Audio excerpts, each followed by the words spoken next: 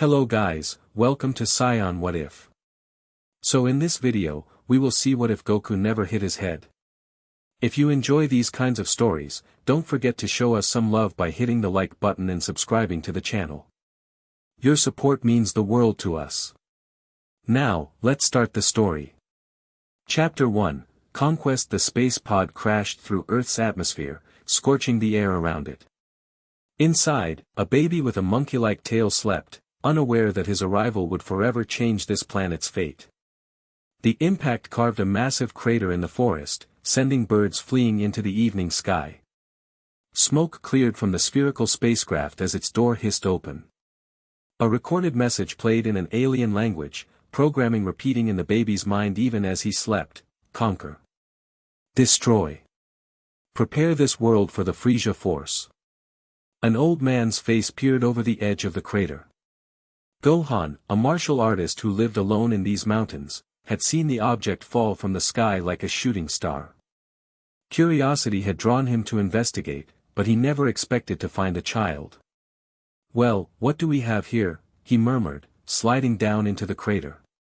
"A baby? All alone."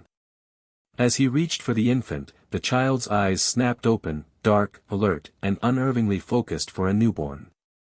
The baby named Kakarot let out a piercing cry before lunging with startling strength, tiny fists connecting with the old man's chest. Gohan stumbled back, more surprised than hurt. "My, what a strong little fellow." He laughed, stroking his mustache. "You've got quite the fighting spirit." Kakarot growled, baring tiny teeth. When Gohan reached for him again, the baby's tail lashed out with surprising force. A tail? How peculiar. Gohan's eyes narrowed with interest. "You're no ordinary child, are you?" The old martial artist managed to wrap the thrashing infant in his outer shirt and carried him home despite the child's continuous struggle. Unaware he'd just collected the most dangerous being ever to reach Earth. Gohan woke to shattering wood and crashing furniture. 3 days had passed since he'd brought the strange child home, and each day brought new destruction. The baby possessed strength no human child should have, breaking through the wooden crib Gohan had built and demolishing anything he could reach. "Settle down, little one." Gohan called out, rushing into the main room of his small house. Kakarot had somehow climbed onto a shelf and was hurling pottery at the walls. His tiny face contorted with rage rather than the typical cries of a distressed infant. "You're an angry little one," Gohan sighed, dodging a bowl that flew past his head.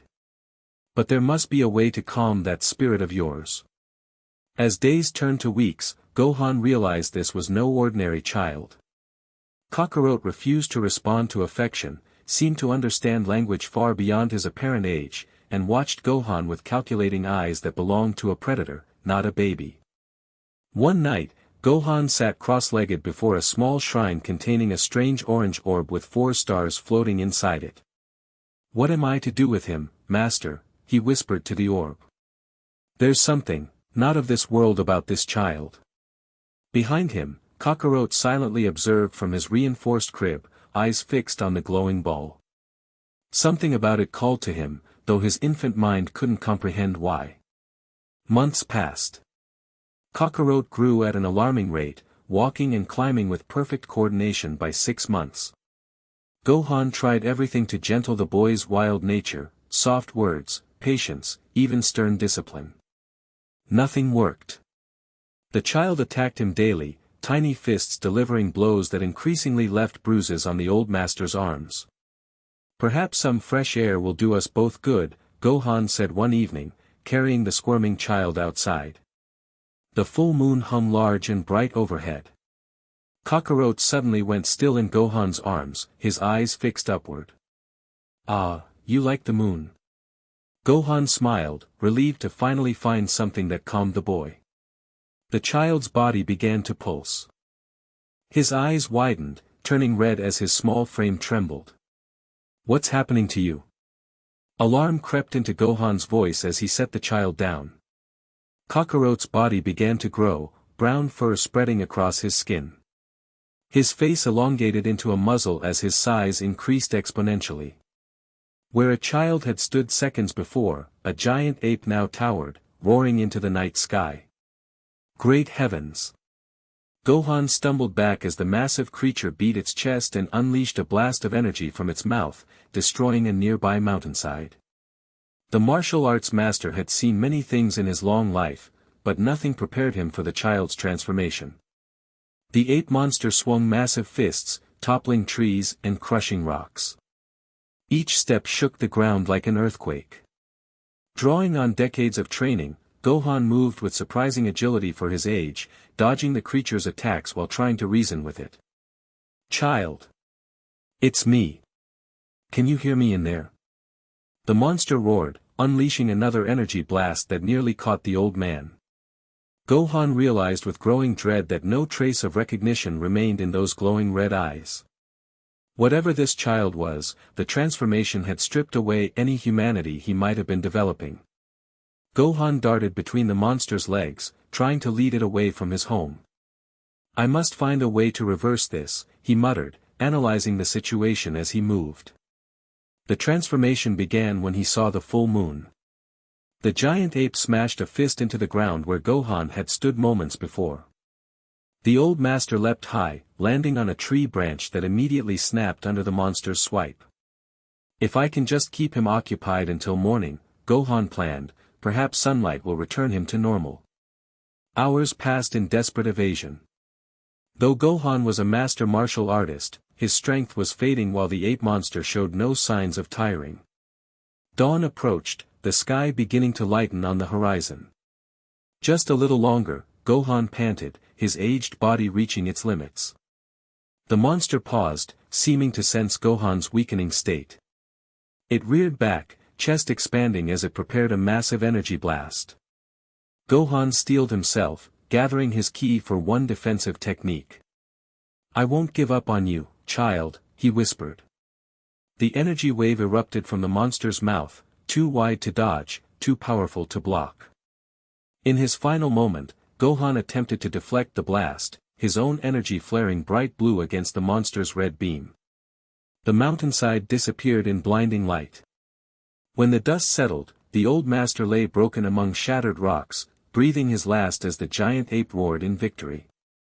"You have great power," Gohan wheezed, looking up at his killer. "But power, without wisdom, is a terrible thing." The monster stomped forward, looming over the dying man. "I hope, someday, you find your way," Gohan whispered before his eyes closed forever. As dawn broke, the monster began to shrink, fur receding, form contracting until only a naked child remained, sleeping peacefully amid destruction. Kakarot's first conquest complete before he could even form full sentences. 3 years passed. The child lived wild in the mountains, instinct and scion programming guiding him. He hunted dinosaurs, fought massive beasts, and grew stronger daily. His spacepod periodically activated, reinforcing his mission through subliminal messaging while he slept. Conquer this world. Eliminate resistance. Prepare for the arrival of the Scion elite. Now 4 years old, Kakarot moved with deadly precision through the forest. His body, though small, rippled with muscle developed through constant combat with the wilderness. The animals had learned to flee at his approach. His tail swished behind him as he tracked fresh footprints, human footprints.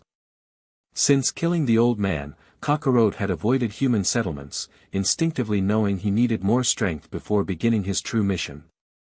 But now, curiosity drew him toward the intruder in his territory. He found her beside a stream, a blue-haired female examining some kind of device. Nearby sat a motorcycle and a backpack. The woman muttered to herself, tapping the strange object in her hands. "It should be right around here," she said. "The Dragon Ball can't have moved on its own." Kakarot perched silently in a tree, observing. The female appeared weak physically, but something about the technological devices interested him. His Scion programming included basic knowledge of advanced technology, necessary for reporting back to his superiors once conquest was complete. The woman looked up suddenly, sensing his gaze. "Hello? Is someone there?" Cockroach dropped from the tree, landing silently on bare feet. The woman jumped back with a startled cry. A kid? Out here in the middle of nowhere? She looked him up and down, taking in his wild appearance, animal skin wrapped around his waist, unruly black hair, and the brown tail swishing behind him. Wait, is that a tail? Are you some kind of monkey boy?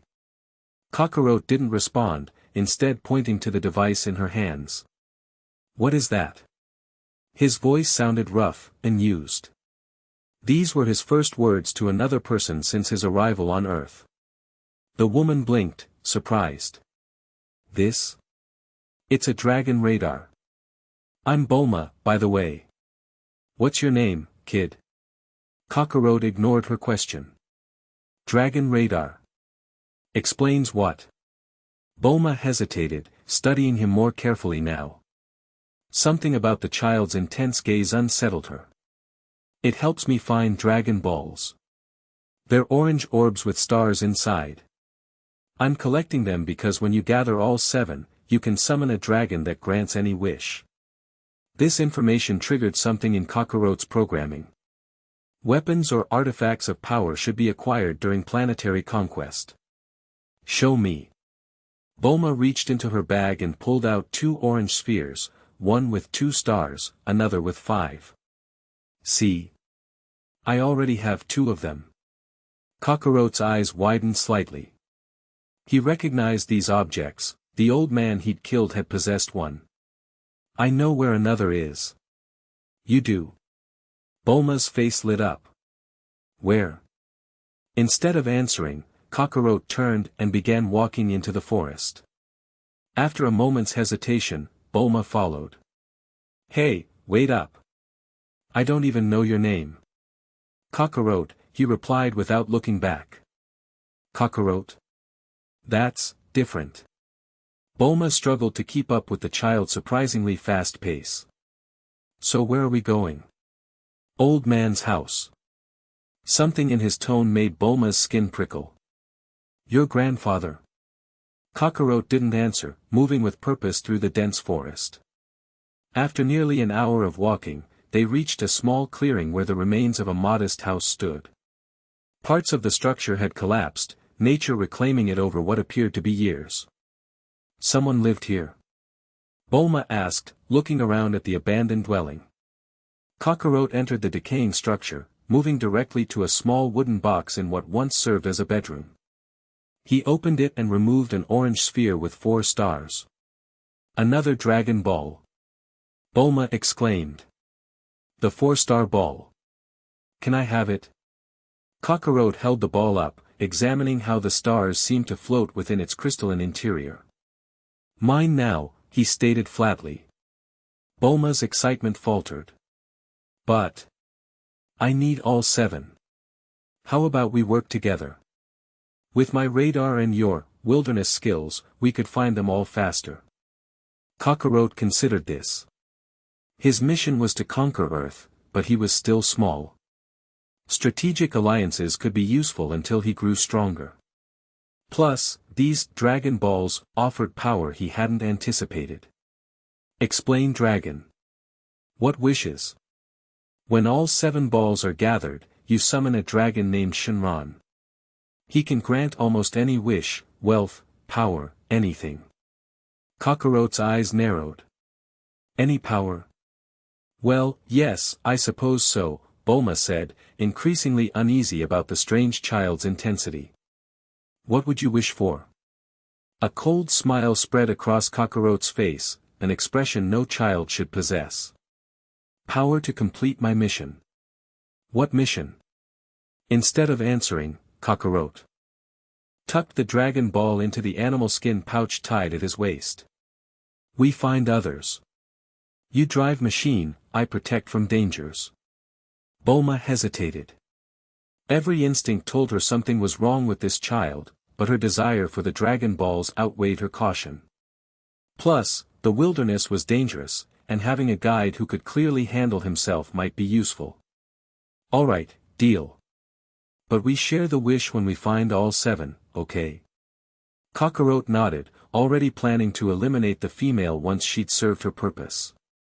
They traveled for days, Bulma's capsule car speeding toward the next Dragon Ball signal. Kakarot sat silently in the passenger seat, absorbing information about Earth's geography and technology. Each night, he disappeared to hunt his dinner while Bulma set up camp and cooked her own food. "You're the strangest kid I've ever met," Bulma remarked one evening as Kakarot returned with a massive fish slung over his shoulder. "Where are your parents?" "Don't need them," he replied, dropping the fish beside the fire. "Everyone has parents." Did something happen to them?" Kakarot began scaling the fish with his bare hands, claws extending slightly from his fingertips. "Not from Earth. Sent here alone." Bulma laughed, then stopped when she realized he wasn't joking. "Wait, you're saying you're an alien? From outer space?" "Scion warrior," Kakarot confirmed without emotion. "Sent to conquer." A chill ran down Bulma's spine. Looking at the child's muscular frame and cold eyes, she suddenly believed him. "Conquer? Earth? You can't be serious." Kakarot continued preparing his fish. "Young now. Growing stronger. Will complete mission when ready." Bulma's mind raced. Was she traveling with some kind of alien invader? Yet he was just a child, barely 4 or 5 years old. Perhaps he was delusional, or repeating things he'd heard. "If you're an alien, how can you speak our language?" "Programming. Ship teaches while traveling." He skewered the fish on a sharpened stick and held it over the fire. "Your technology primitive. Interesting, but weak." Despite her fear, Bulma's scientific curiosity engaged. "What kind of technology do scions have?" For the first time, Kakarot showed real interest in conversation. He described space travel, energy manipulation, and battle armor with surprising detail. Bulma listened, fascinated and horrified, as he casually discussed planetary conquest as though describing everyday chores. "That's quite a story," she said when he finished. She didn't fully believe him, but couldn't dismiss his claims either. No ordinary child could know such details or speak with such clinical detachment about destruction. Kakarot ate his fish in silence, watching Bulma with calculating eyes. She was useful, her radar, her knowledge of Earth, her technological understanding. He decided to keep her alive longer than originally planned. Their journey led them to a village plagued by a shape-shifting monster called Oolong. The villagers, desperate for help, offered their Dragon Ball as reward for defeating the creature. "This is perfect!" Bulma exclaimed. "We help them, get the Dragon Ball, and everyone wins." Kakarot had different ideas. "Inefficient. Take ball by force." "What? No. We can't just attack innocent people." "Why not?" His genuine confusion made Bulma's blood run cold. "Because it's wrong. These people aren't threatening us. They're victims who need help." Kakarot frowned, processing this alien concept. His programming emphasized efficiency in conquest, but also adaptation to complete the mission. Perhaps understanding these human concepts would make domination easier later. "Fine. We defeat Oolong first." When the shapeshifter appeared, transformed as a giant bull to terrorize the village, Kakarot acted with blinding speed. Rather than showing fear like the villagers, he launched himself at the monster, fist connecting with Oolong's jaw with a resounding crack. The bull monster tumbled backward, shock evident in its eyes. "What the? You're just a kid." Kakarot advanced, tail swishing with excitement. "Transform again. Try something stronger." Oolong, realizing he faced a genuine threat, panicked and shifted into a massive robot with guns and rockets.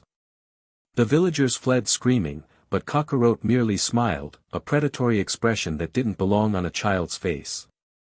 "Better," he said before vanishing from sight. Oolong's robot form spun around.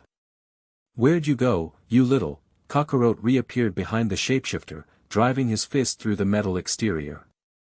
The robot form collapsed, revealing Oolong's true appearance, a pig-like humanoid cowering on the ground. "Please don't kill me," Oolong squealed. "I'm not really a monster. I just transformed to scare people." Cockroach lifted Oolong by his shirt. "Weak. Not worth killing." He dropped the pig unceremoniously. "Leave village. Never return." The shapeshifter nodded frantically before scurrying away. Villagers emerged from hiding, cheering for their savior. "Thank you, brave boy." An old woman approached, holding out the 6-star Dragon Ball. "As promised, our treasure is yours." Bulma watched, stunned by both Kakarot's power and his restraint. She'd expected him to kill Oolong after his earlier comments. Later, as they left the village with their new Dragon Ball, she questioned him. "Why didn't you hurt Oolong?" "Not that I'm complaining." Kakarot shrugged. "No challenge. No point wasting energy." Bulma frowned, not entirely convinced. "It almost seemed like you chose to be merciful." "Mercy is weakness," Kakarot replied automatically, but something in his tone lacked conviction. Earth concepts were beginning to permeate his programming in ways he didn't fully understand. Their quest continued, leading them to a desert where bandits ambushed their vehicle. Kakarot dispatched them easily, but one escaped, a scarred warrior named Yamcha who fled after witnessing the child's unnatural strength. "That guy was watching us," Bulma said as they made camp that night. "I can feel it." Kakarot nodded. "Coming back. Stronger opponent. Good. Good. He's trying to rob us. Need real challenges. Grow stronger." He stared into the darkness beyond their campfire. "Planet too easy so far." True to Kakarot's prediction, Yamcha attacked at dawn, wielding a sword and accompanied by a floating cat-like creature named Puar. "Hand over your capsules and valuables," Yamcha demanded, "and no one gets hurt." Kakarot stepped forward, tail twitching with excitement. "You hurt?" "No. Me hurt you?" "Yes." Yamcha's confidence wavered at the child's strange speech and demeanor, but he maintained his stance. "Don't make me laugh, kid. Step aside before you get hurt." Kakarot didn't respond verbally. Instead, he launched himself at Yamcha with a speed that left the desert bandit barely enough time to raise his sword. The clash created a shockwave that kicked up sand all around them. "What the hell?" Yamcha gasped, struggling against the impossible strength behind the child's attack. His sword cracked under the pressure. Kakarot smiled, revealing canine teeth slightly sharper than a normal human's. "Better. Fight me seriously." Yamcha abandoned his broken sword and shifted into a martial arts stance. "Wolf Fang Fist," he shouted, unleashing a barrage of strikes. For the first time since arriving on Earth, Kakarot felt genuine excitement in battle. The bandit's technique was primitive compared to Saiyan combat training, but executed with skill and power beyond ordinary humans. Kakarot dodged and blocked, studying Yamcha's style before countering with his own attack, a series of precisely aimed strikes at the bandit's vital points. Yamcha gasped as a punch connected with his solar plexus, driving the air from his lungs. "How is a kid this strong?" he wheezed, stumbling back. "Not kid. Saiyan warrior." Kakarot advanced, eyes gleaming.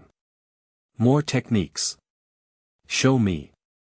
Despite being outmatched, Yamcha fought with impressive determination. He managed to land a powerful kick that sent Kakarot sliding backward through the sand, the first time anyone on Earth had moved the Saiyan child against his will. Kakarot touched his cheek where the kick had landed, feeling a slight sting.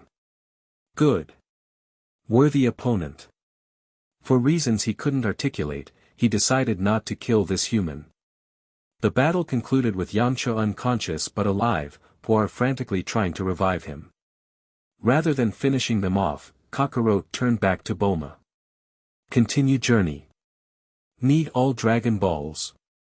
Bulma stared at him, conflicted. The child had shown mercy again, despite his talk of conquest and alien missions. Something didn't add up, but she wasn't ready to confront it directly. "4 down, 3 to go," she said instead, checking her radar. "The next one's close. Let's get moving." As they drove away, Yamcha regained consciousness, watching them with newfound respect and fear. "Poir," he whispered, "what kind of monster is that kid?" "I don't know," the floating cat replied, "but maybe we should follow them. Those Dragon Balls they mentioned sound valuable."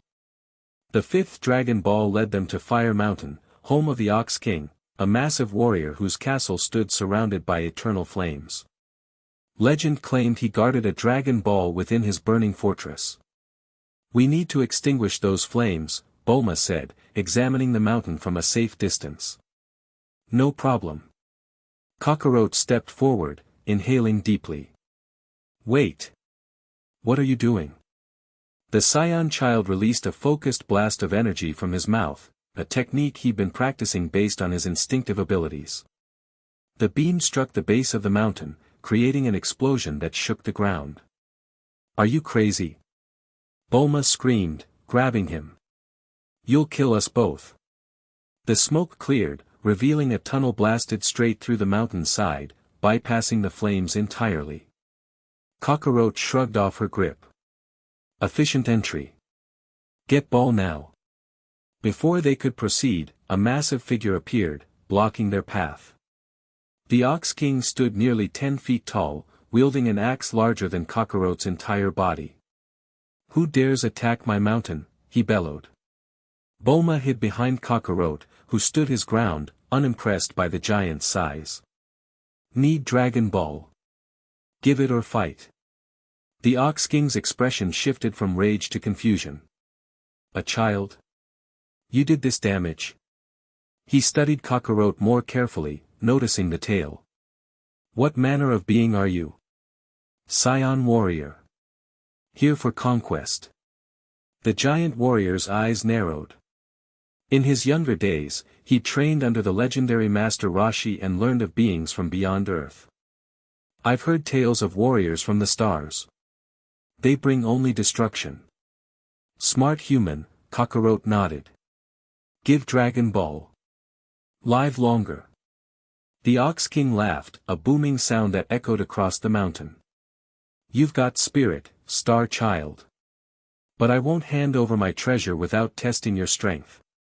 What followed was Kakarot's most challenging battle yet. The Ox King might be human, but his training under Master Roshi had elevated him far beyond ordinary fighters.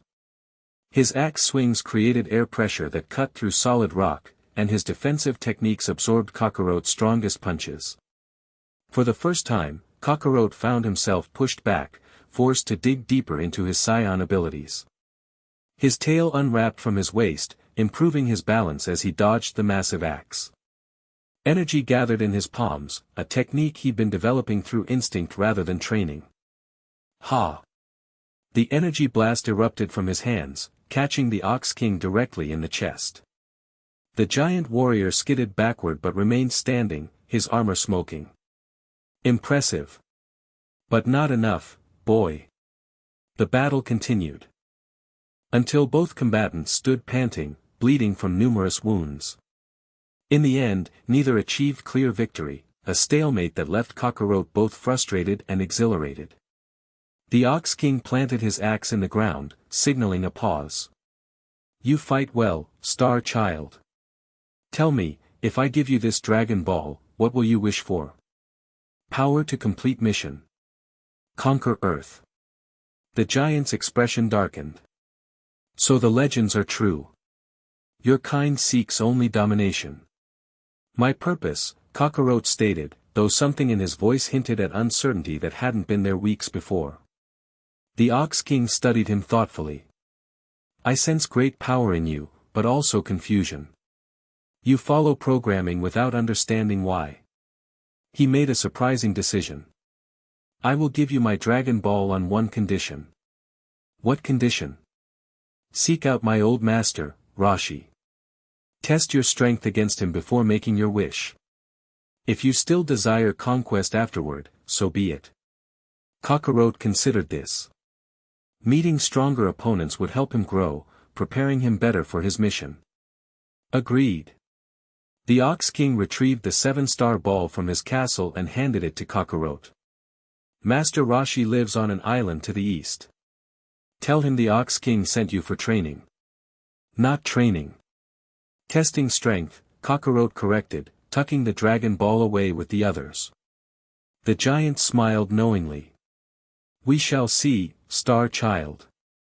We shall see. As they departed, Bulma questioned Kakarot about his agreement. Why bother with this Roshi person? We only need 2 more Dragon Balls, then you can make your wish. Kakarot stared at the horizon. Strong opponents make scions stronger. Need maximum power for conquest.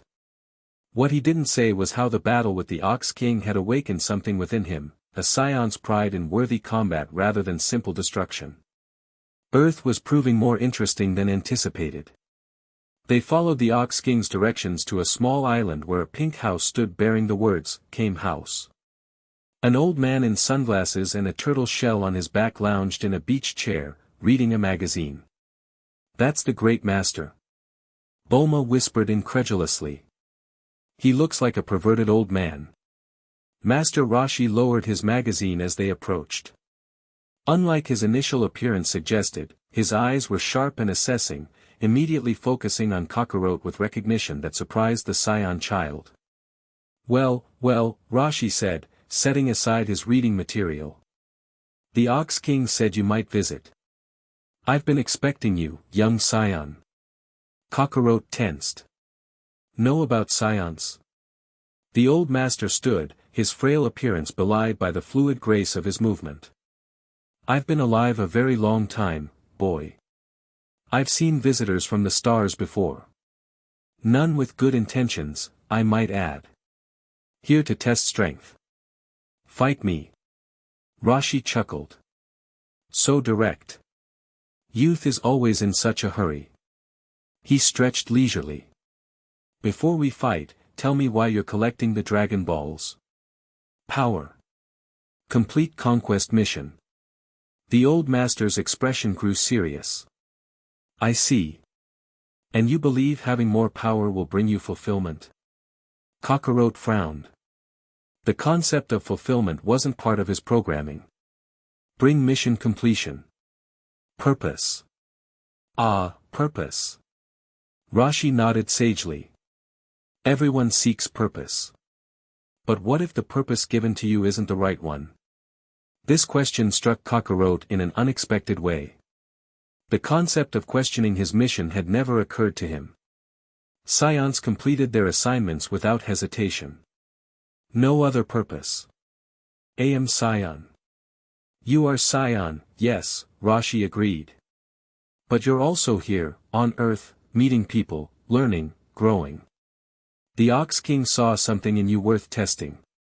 He adjusted his sunglasses. I'd like to see it too. The old master led them to the opposite side of the island, a clear area suitable for combat. We'll spar, but with a condition. No energy blasts. Pure martial technique only. Kakarot nodded, assuming this restriction would favor him against the elderly human. He couldn't have been more wrong. The moment Roshi took his stance, his entire demeanor transformed.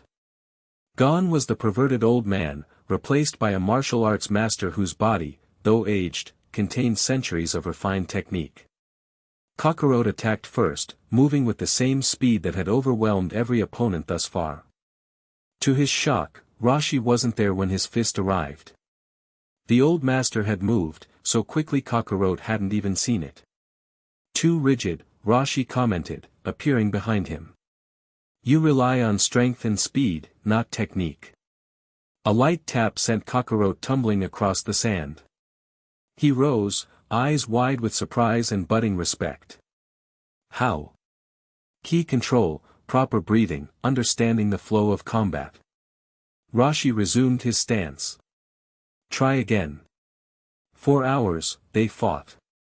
Unlike previous battles seeking destruction, this exchange became educational.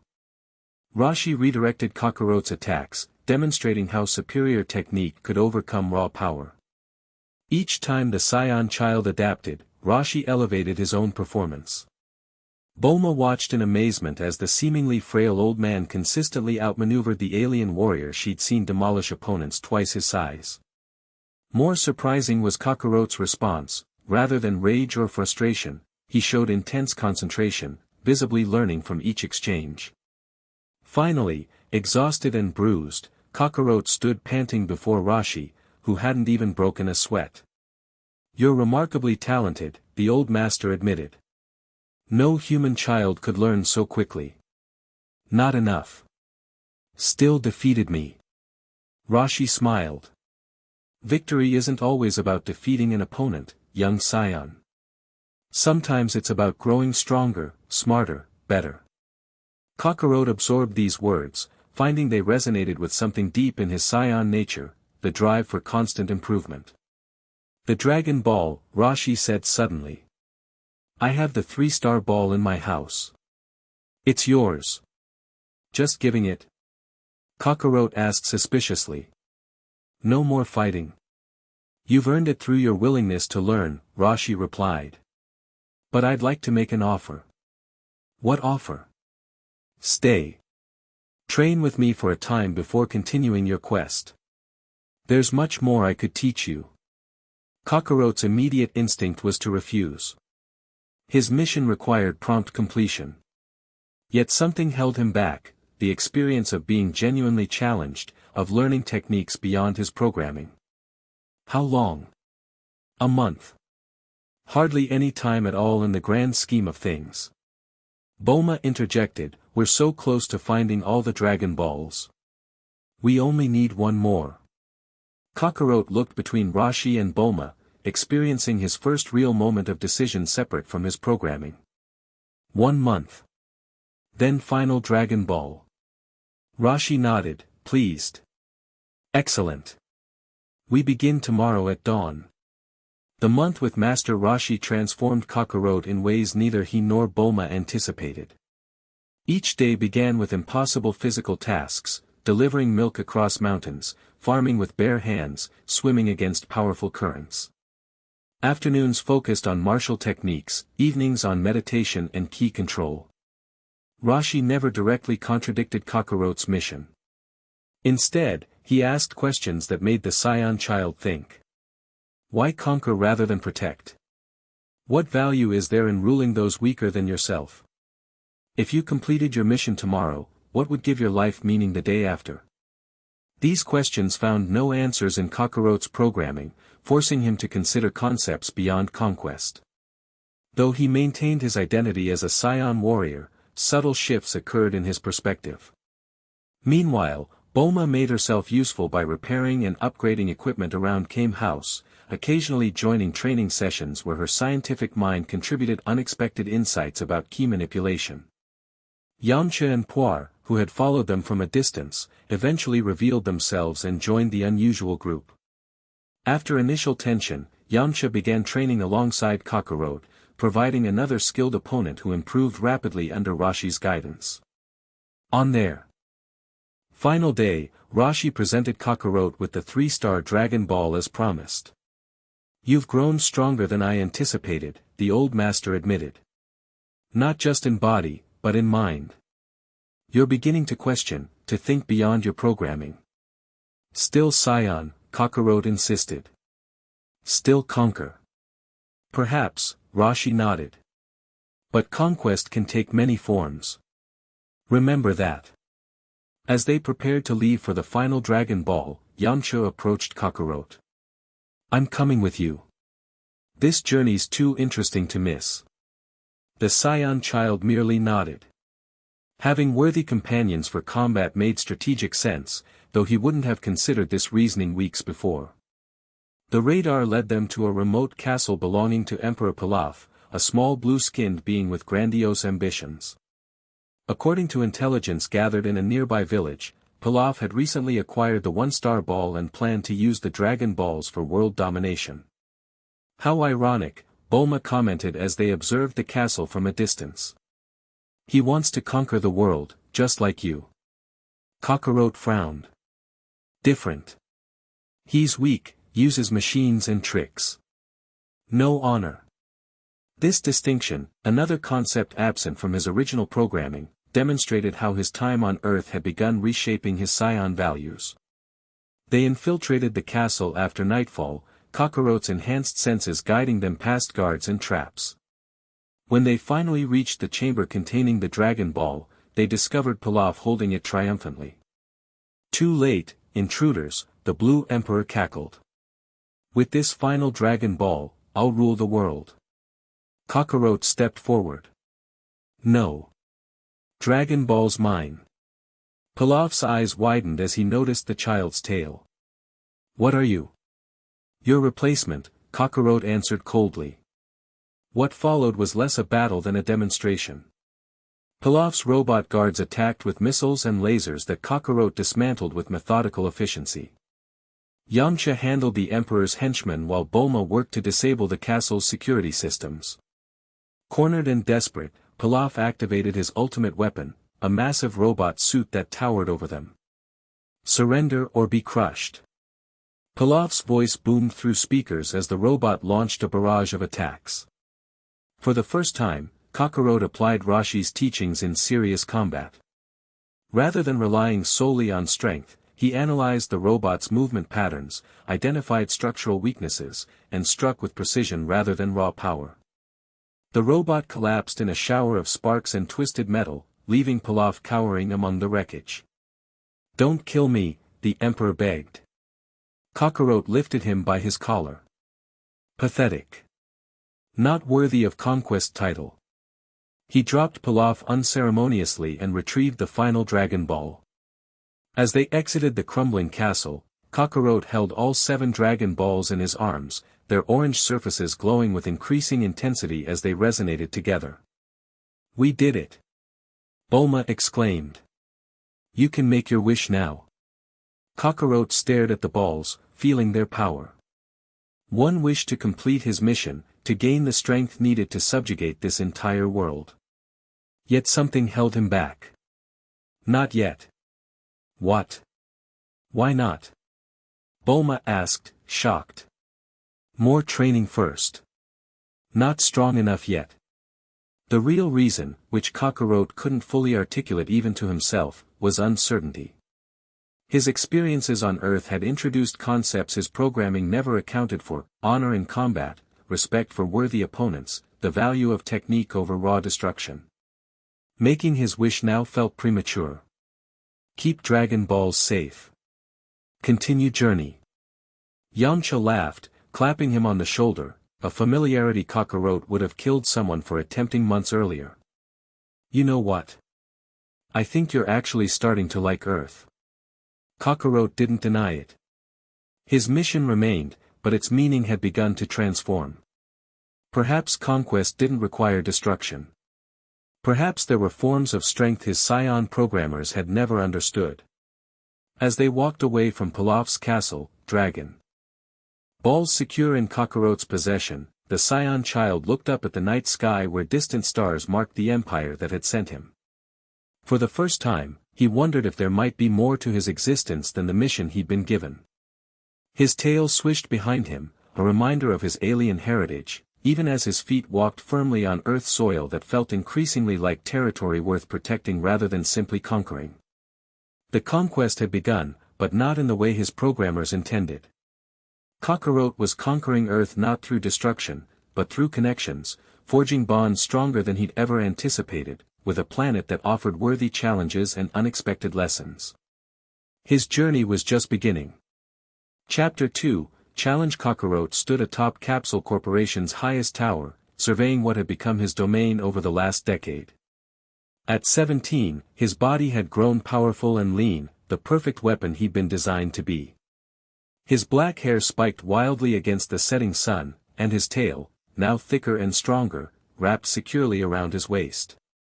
Report, he commanded without turning. Yamcha stepped forward, no longer the desert bandit but now Kakarot's most trusted lieutenant. A scar ran across his eye, a reminder of the day he'd chosen to stop opposing the Scion and start serving him. Eastern sector secure. The mining operations are exceeding quotas. 3 rebellions crushed this month, nothing serious, just the usual hotheads thinking they can make a difference. Kakarot nodded. Casualties? Minimal. We captured most of them alive, as ordered. Good. Put them in the labor camps. The strong ones can join the fighting pits. 10 years had transformed Earth. Kakarot never summoned the dragon, never made that wish for power. He hadn't needed to. His conquest had been methodical, strategic, and surprisingly bloodless by Scion standards. Major cities remained intact. Industries still functioned. Humans still lived their lives, just under new management. The World Council wants another meeting, Yamcha continued. Something about resource allocation for the Northern Territories. They always want meetings. Kakarot's lip curled slightly. Tell them tomorrow. Late afternoon. The World Council, former leaders who now administered Earth under Kakarot's supervision, had learned that the Scion Conqueror wasn't interested in day-to-day governance. He wanted control, respect, and preparation. For what, none of them fully understood. Kakarot scanned the sprawling city below. West City had become his capital, with Capsule Corporation transformed into his headquarters. The technological marvel that was Bulma's family company now served his purposes, developing weapons, vehicles, and communication systems that extended his control across the planet. "Where's Bulma?" he asked suddenly. Yamcha hesitated, just a split second too long. "In the main lab. Working on the gravity simulator you requested." Kakarot's eyes narrowed. That hesitation told him everything. "She's planning something. Don't lie to me, Yamcha." Your heart rate increased. Your scent changed. Kakarot turned, dark eyes piercing. "I've kept her alive all these years because she's useful. Don't make me reconsider." Yamcha swallowed hard. His loyalty to Kakarot was genuine, the Scion had shown him respect, made him stronger, given him purpose. But Bulma, that was complicated. "She's frustrated with the restrictions on her research," he admitted. "But she's not stupid enough to directly challenge you." Kakarot grunted, returning his gaze to the horizon. Something felt off today. A tension in the air, a disturbance he couldn't quite identify. "Double the security on the Dragon Balls," he ordered. After all these years, he still kept the 7 orbs secure in a specially designed vault. He'd never used them, never summoned the dragon, but maintained them as a contingency. The wish remained his to make when the time was right. "Is there a threat I should know about?" Yamcha asked. Kakarot's tail twitched, a rare sign of unease. "Something's coming. I can feel it." In the mountains far from West City, a green-skinned figure sat in meditation, hovering several feet above the ground. His pointed ears twitched as the wind changed direction, carrying with it the scent of approaching humans. Piccolo opened his eyes, their crimson irises focusing on the small group climbing toward his position. 5 figures in hooded cloaks, moving with the caution of prey in predator territory. He didn't move as they formed a semicircle before him, didn't speak as they lowered their hoods to reveal their faces. He already knew who they were. "You found me," he stated flatly. "Congratulations." "It wasn't easy," said the blue-haired woman at the center. "You've kept yourself well hidden." "Not hidden enough, apparently." Piccolo lowered himself to the ground, his 7-foot frame towering over the visitors. "What do you want?" Bulma briefs. Her eyes widened slightly. "You know me?" "I know all of you." His gaze swept across the group. Krillin, former monk of the Orin Temple. Tien Shinhan, once the Crane School's prize student. Launch, mercenary with the convenient dual personality. And Kaiatsu, the telekinetic emperor in exile. His lip curled. The Resistance's inner circle, coming to me hat in hand. How desperate you must be. Krillin, bald, short, but with the hard-earned muscles of a dedicated fighter, stepped forward. We're not here to beg. We're here to form an alliance. Piccolo laughed, a harsh sound devoid of humor. An alliance? With me? You humans have shorter memories than I thought. We remember exactly who you are, Bulma countered. The reincarnation of King Piccolo, born for one purpose, to kill Kakarot and avenge your father. And yet here I sit, meditating in the mountains while your scion overlord reigns unchallenged. Piccolo's eyes narrowed. What does that tell you about our chances? Tien stepped forward, the third eye in his forehead fixed unblinkingly on Piccolo. It tells us you're smart enough to know you can't beat him alone. Just like we can't. Piccolo studied them more carefully now. These weren't the frightened rebels he'd expected. Each fighter radiated discipline and power far beyond ordinary humans. And Bulma, her mind had always been her weapon, more dangerous than any ki blast. You've been busy, he observed. Training in secret, building your resistance. Yet you haven't made your move. Why? We needed to be ready, Krillin answered. And we needed you. Piccolo turned away, cape billowing in the mountain wind. I'm not my father. I don't share his dreams of conquest or destruction. My only purpose was defeating Kakarot, but I've come to realize that purpose may be flawed. Because you're not strong enough? Launch asked, her blue hair indicating her gentler personality was currently dominant. Because strength alone isn't enough. Piccolo stared into the distance, toward West City. He grows more powerful every day. Conventional attacks won't work. And unlike my father, I don't have an army of demons at my disposal. We could be that army, Tien suggested. Piccolo turned back, eyeing them skeptically. You. Humans fighting for a demon king's son. We're fighting for Earth, Bulma corrected. And right now, our interests align perfectly. You want Kakarot gone, so do we. And afterward? Piccolo asked. When your scion problem is solved, what happens to the demon problem? The group exchanged glances, a silent communication passing between them. Finally, Bulma spoke. One war at a time. Piccolo smiled, showing fangs. Honest, at least. He approached them, his power crackling around him like static electricity. Tell me your plan. Bulma reached into her cloak and withdrew a small device, projecting a hologram between them. It displayed a complex schematic of West City's defenses, focusing on Capsule Corporation. I've built a backdoor into every system, she explained. Security, communications, power grid, I can bring it all down simultaneously. But we'll have a small window before the backups kick in. A diversion, Piccolo surmised. Multiple diversions, Krillin corrected. The resistance cells across all continents will launch coordinated attacks on key installations. Not to win, just to divide Kakarot's forces.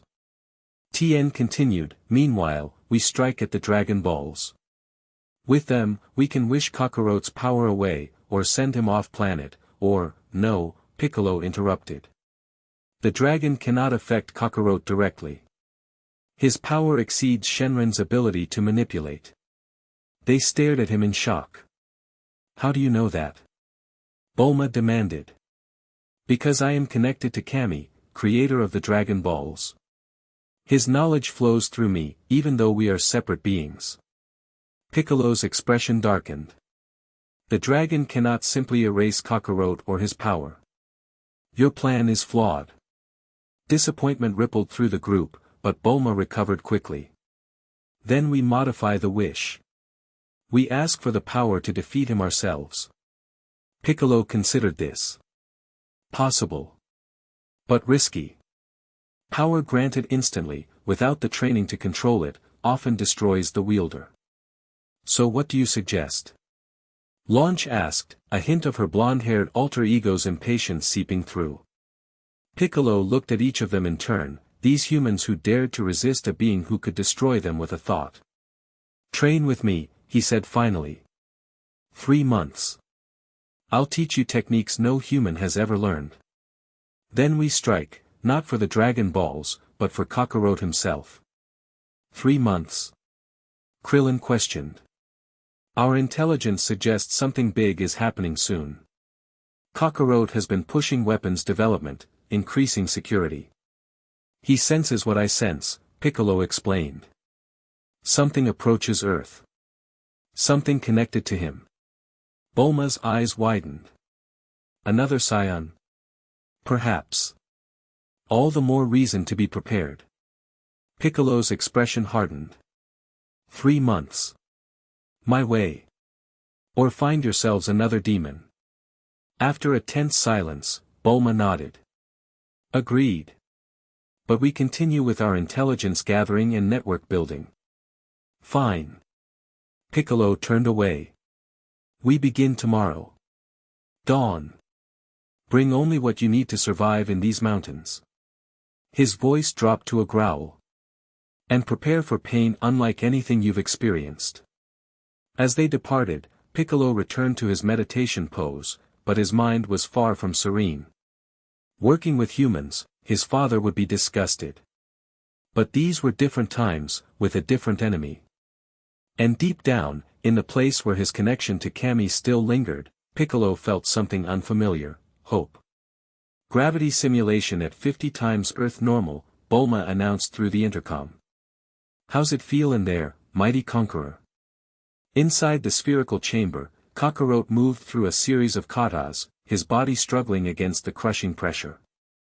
Sweat poured down his face, his muscles trembled with effort, but his expression remained focused, almost peaceful. Increase to 60, he commanded, not breaking his routine. Bulma rolled her eyes but complied, adjusting the controls.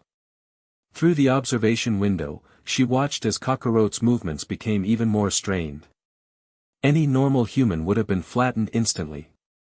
Your vitals are spiking, she noted, monitoring the readouts. Maybe dial it back a bit. Weak suggestions from a weak species, Kakarot grunted, though without real malice. Their relationship had evolved over the years into something neither could quite define, not friendship, certainly not romance, but a grudging mutual respect between captor and captive, ruler and subject.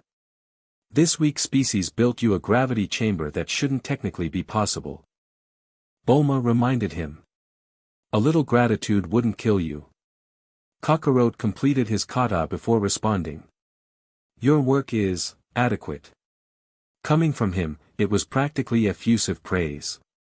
Bulma checked the time, she had a resistance meeting in 2 hours and needed a believable excuse to leave the compound. I need to check on the satellite arrays. The southern hemisphere relay is showing irregularities. Kakarot paused, fixing her with those penetrating dark eyes. Even through the view screen, his gaze seemed to cut through deception. Take Yamcha with you. I don't need a babysitter, she protested, perhaps too quickly. Not a babysitter. Protection. Kakarot resumed his training. There have been reports of increased rebel activity in that sector. Bulma swallowed nervously. Had her network been compromised? I haven't heard anything like that. You wouldn't. I don't share security reports with potential sympathizers. The casual way he said it, not accusatory, just matter of fact, sent a chill down her spine. After a decade, Kakarot still remained frighteningly unpredictable. I'm not a sympathizer, she lied. I've worked by your side for 10 years. Under duress, he corrected. Self-preservation is a human trait I've come to understand. It doesn't equal loyalty. Before she could respond, an alarm blared throughout the facility. Kakarot immediately shut down the gravity simulation and moved to the exit. What's happening? He demanded as the door slid open. Bulma checked the security feeds. Unidentified object entering Earth's atmosphere. Trajectory indicates, it's heading straight for us. Kakarot's expression shifted subtly, anticipation mixed with wariness. Show me. On the main screen, a small spherical object burned through the atmosphere, identical to the pod Kakarot had arrived in as a child. "Scion," he muttered, more to himself than to Bulma. "Open roof access. I'll meet it directly." "Are you sure that's wise?" "We don't know," but he was already gone, moving with that frightening speed that reminded everyone he wasn't human, despite his appearance. Bulma hesitated only a moment before activating her emergency transmitter, a subdermal implant that would alert Piccolo and the Resistance leadership. Whoever, was arriving, they needed to know. Kakarot stood on the Capsule Corp roof platform, watching the space pod descend. His tail twitched with tension, unwrapped from his waist in preparation for potential combat. After years ruling a planet of weaklings, the prospect of facing another Scion both excited and concerned him. The pod crashed into the designated landing area, a reinforced concrete pad Kakarot had ordered constructed years ago for exactly this possibility. Dust and debris exploded outward, then settled to reveal the intact sphere, its door hissing open. A tall figure emerged, wearing traditional Scion armor. Long, spiky black hair fell past his waist, and a tail, identical to Kakarot's, wrapped around his midsection. His face bore a striking resemblance to Kakarot's own, though harder, more weathered by battle. "So," the newcomer said, surveying the city with obvious disdain. "This is where you've been hiding, little brother." Kakarot maintained his distance, assessing the other Scion's power level. Impressive, but not overwhelming. He could take him if necessary. "Not hiding," Kakarot replied coldly. "Conquering." "Who are you?" "The name's Raditz." The tall Scion smirked. "Your older brother." Surprised? Kakarot's expression didn't change. "No. I always knew others would come eventually." This clearly wasn't the reaction Raditz had expected. He frowned, approaching Kakarot with a scrutinizing gaze. "You remember your mission? Your Scion heritage?" "Of course. I've completed my primary objective. Earth is under Scion control." Raditz looked around at the intact city, the humans going about their business below, the distinct lack of destruction and terror. "This?" He gestured dismissively. "This isn't conquest. Where's the devastation? The subjugation? These creatures still live in their cities, still have their technology." His eyes narrowed accusingly. "You've gone soft, Kakarot." Kakarot's power flared momentarily, a warning. "I've adapted my approach to maximize efficiency. Destroying infrastructure reduces the planet's value. Exterminating the population eliminates a workforce." "Workforce?" Raditz laughed harshly. "Since when do Scions care about preserving workforces? We're destroyers, conquerors. Frisia doesn't send us to play administrator." The mention of Frisia caused Kakarot to tense slightly. The name featured in his earliest programming, the ultimate authority to whom all conquered planets were delivered. "Frisia sent you to check on me?" Raditz's expression shifted, something like caution entering his features. "Not exactly. Frisia doesn't know I'm here." "Interesting," Kakarot thought. "Explain." Raditz paced the platform, tail swishing with agitation. "Our home planet, Vegetacii, was destroyed years ago. A meteor, supposedly. Supposedly? Prince Vegeta suspects Frisia himself destroyed it. Feared the Scions were becoming too powerful."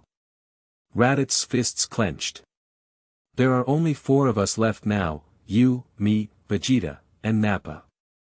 Kakarot absorbed this information without visible reaction, though internally, pieces were clicking into place.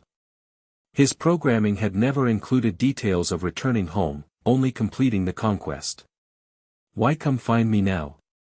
"Because we need you." Raditz stepped closer. "Vegeta has a plan to break free from Frisia's control, but we need another Scion warrior. When we detected your pod's old signal still active, I volunteered to retrieve you." I'm supposed to just abandon my conquest and join your rebellion? Kakarot's tone made clear how absurd he found the suggestion. Raditz gestured contemptuously at the city below. What conquest? This is pathetic, Kakarot. You've been playing ruler when you should have been eliminating this population. His power level rose with his anger. You were sent here as a child because this planet was considered so weak it didn't need adult scion attention. And somehow, you've managed to underperform even those low expectations. Kakarot moved so fast Raditz didn't see it coming. One moment he was ranting, the next he was embedded in the concrete wall of the adjoining building, Kakarot's hand around his throat. I don't care what you or Prince Vegeta think of my methods, Kakarot said softly, which somehow made it more threatening. Earth is mine. I conquered it my way. Raditz struggled against the grip, shocked by his younger brother's speed and strength. How did you get this strong? This planet has no worthy opponents. Kakarot released him, stepping back. You're wrong.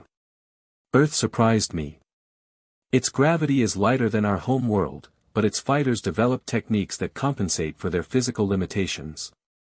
I learned from them. Raditz pulled himself from the wall, rubbing his throat. Learn from them? You're talking like they're equals. Not equals. Teachers. Kakarot crossed his arms. The old ways aren't always the best ways, brother. Adaptation is strength too. Listen to yourself. Raditz spat. You sound like one of them. What happened to your scion pride? Nothing happened to it. It evolved. Kakarot turned away, looking over his domain. I'll consider your request to join Vegeta. But I won't abandon Earth. You don't have a choice, Raditz growled. Vegeta sent me with specific orders. Either you come willingly, or I bring you by force. And if you've gone too soft. His expression darkened. I'm to eliminate you and destroy this planet as you should have done. Kakarot's tail twitched once, the only sign that the threat registered. You're welcome to try. The air between them crackled with tension, two scion powers rising in preparation for battle. But before either could make a move, an explosion rocked the western sector of the city, followed by another to the north. What's that? Raditz demanded. Kakarot's eyes narrowed as he extended his senses. Rebellion. Piccolo felt the arrival of the alien spacecraft from his mountain retreat. The resistance fighters had departed just hours earlier, armed with new techniques and strategies for the diversionary attacks. They hadn't planned to execute so soon, but Bulma's emergency signal changed everything. Another scion. Potentially more coming. Their timetable had just collapsed from months to hours. He took flight, green aura blazing around him as he streaked toward West City. The plan had been for him to remain hidden until the critical moment, their secret weapon against Kakarot. But plans rarely survived contact with reality. Below, he could see the diversionary attacks underway, strategic strikes against power stations, communication towers, and military outposts. Not enough to truly threaten Kakarot's rule, but enough to divide his attention and forces. Piccolo adjusted his trajectory, aiming not for the heart of the conflict but for Capsule Corp itself. If there was going to be a confrontation between scions, he needed to be there, either to help defeat them both or to exploit any weakness that emerged. As he approached, he detected three significant power signatures: Kakarot's familiar energy, another similar but distinct force that must be the new scion, and a third, rapidly approaching from the southern mountains. Piccolo faltered mid-flight. That third signature, it couldn't be Kami, he growled. The other half of his being, the good to his evil, creator of the Dragon Balls, had chosen this moment to emerge from his lookout. After decades of non-interference, the Guardian of Earth was joining the battle. This complicated matters significantly. Piccolo changed course again, intercepting Kami's approach vector. They met high above the forests outside West City, two beings who were once one, the Namekian split into light and dark halves. Kami, appearing as an elderly green-skinned being with wrinkled features and wise eyes, regarded his counterpart with caution. Piccolo. What are you doing here, old man? This isn't your fight. When two scions threaten Earth, it becomes my concern as guardian. Kami clutched his wooden staff tightly. I've been watching you, Piccolo. Working with humans, teaching them, preparing to fight Kakarot. Spare me your approval or disapproval, Piccolo snapped. I don't answer to you. No, but we share a destiny, whether you accept it or not. Kami's gaze turned toward the city, where explosions still illuminated the skyline. Kakarot was never the true threat to Earth. What comes after him is. Piccolo's eyes narrowed. You know something. What is it? Visions. Glimpses of a terrible future. Kami looked genuinely troubled. Frisia. The name meant nothing to Piccolo, but the fear in Kami's voice spoke volumes. A being of immense power, Kami continued. Emperor of much of the known universe. If he turns his attention to Earth. We'll deal with that problem when it comes, Piccolo dismissed. Right now, we have two scions to handle. That's why I'm here. Kami's expression became resolute. I propose a temporary fusion. Piccolo recoiled as if struck. Fusion? With you? Never. Not permanent, Kami clarified. A joining of our powers and knowledge, just until this crisis passes. Together, we might be strong enough to make a difference. And afterward? We just, separate again. If that is your wish, yes. Piccolo studied his counterpart suspiciously. There had to be a trick, an angle the old guardian was playing. They were fundamentally opposed beings, one created to protect Earth, the other to conquer it. Why would you trust me with your power? I could simply refuse to separate afterward. Kami smiled sadly. Because despite everything, you are not your father, Piccolo. You've shown that by working with the humans against a common enemy. Before Piccolo could respond, a massive energy discharge erupted from the city, two scion powers clashing violently. We're out of time, Kami urged. Choose quickly. Together or separate, but choose. Piccolo hesitated only a moment longer. Temporary, he emphasized. And I remain in control. Agreed. They moved toward each other, hands extended. As their fingers touched, light engulfed them both, blinding, transforming, merging two disparate beings into a single unified force. When the light faded, a single figure remained, Piccolo's body, but with power that radiated on a completely different scale than before.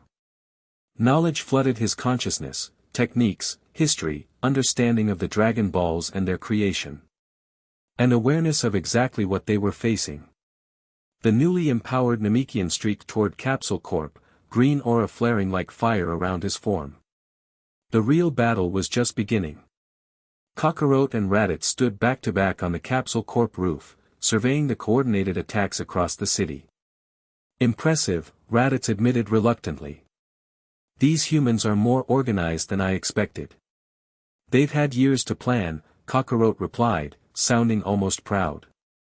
Each time I crushed one rebellion, the survivors learned, adapted. These aren't the weaklings I first encountered. You almost sound like you respect them. Respect is earned. They've earned it. Raditz spat on the ground. You've gone native, brother. It's worse than I thought. Kakarot ignored the jab, focusing on the attack patterns. This is too coordinated, too sudden. They knew you were coming. Impossible. My pod was in stealth mode until atmospheric entry. Then they have someone inside my organization. Someone high up. Kakarot's eyes narrowed as realization struck. Bulma. He spun toward the control room where she'd been monitoring his training, but she was already gone. The emergency protocols she'd designed herself had activated, sealing Capsule Corp's most sensitive areas with barriers even Kakarot would need time to break through. The blue-haired female. Raditz asked. I sensed her leaving as we talked. Weak power level, moving fast. Kakarot cursed under his breath.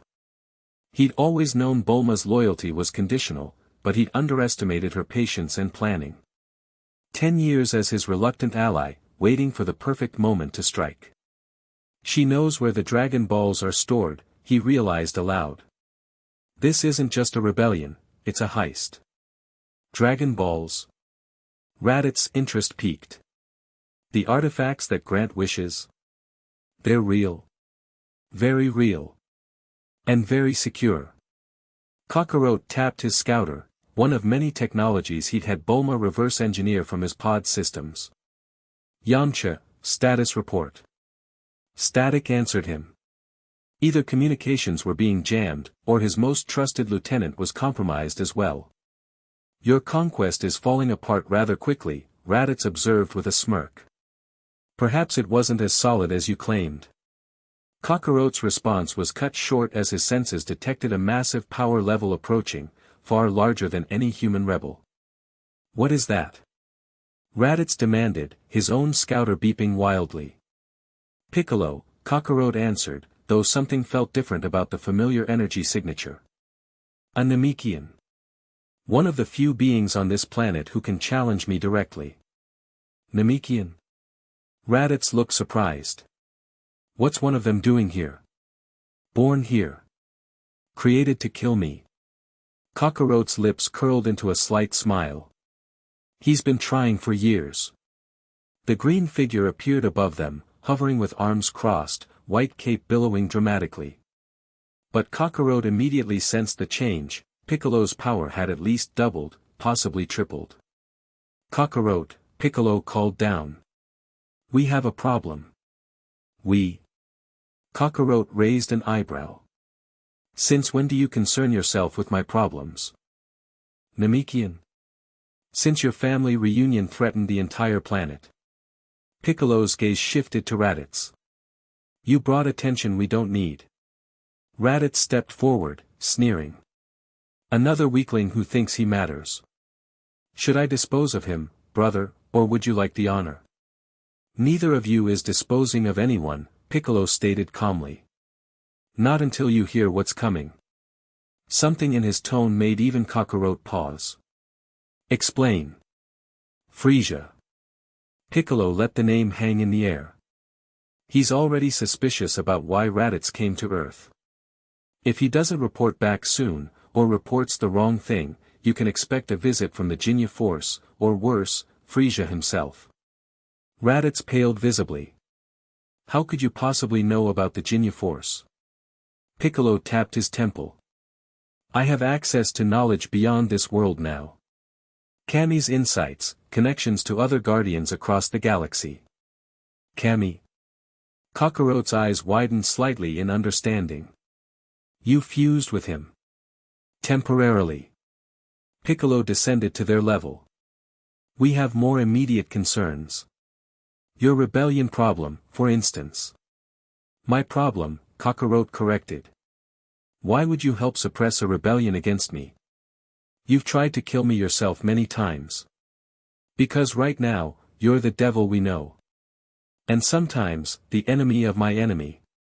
Their conversation was interrupted as three figures landed on the rooftop behind them, Krillin, Tien, and Launch, now in her blonde, aggressive form. Well, this is cozy, Launch remarked, cocking the advanced rifle Bulma had designed specifically to disrupt Scion energy. The gang's all here. Raditz laughed derisively.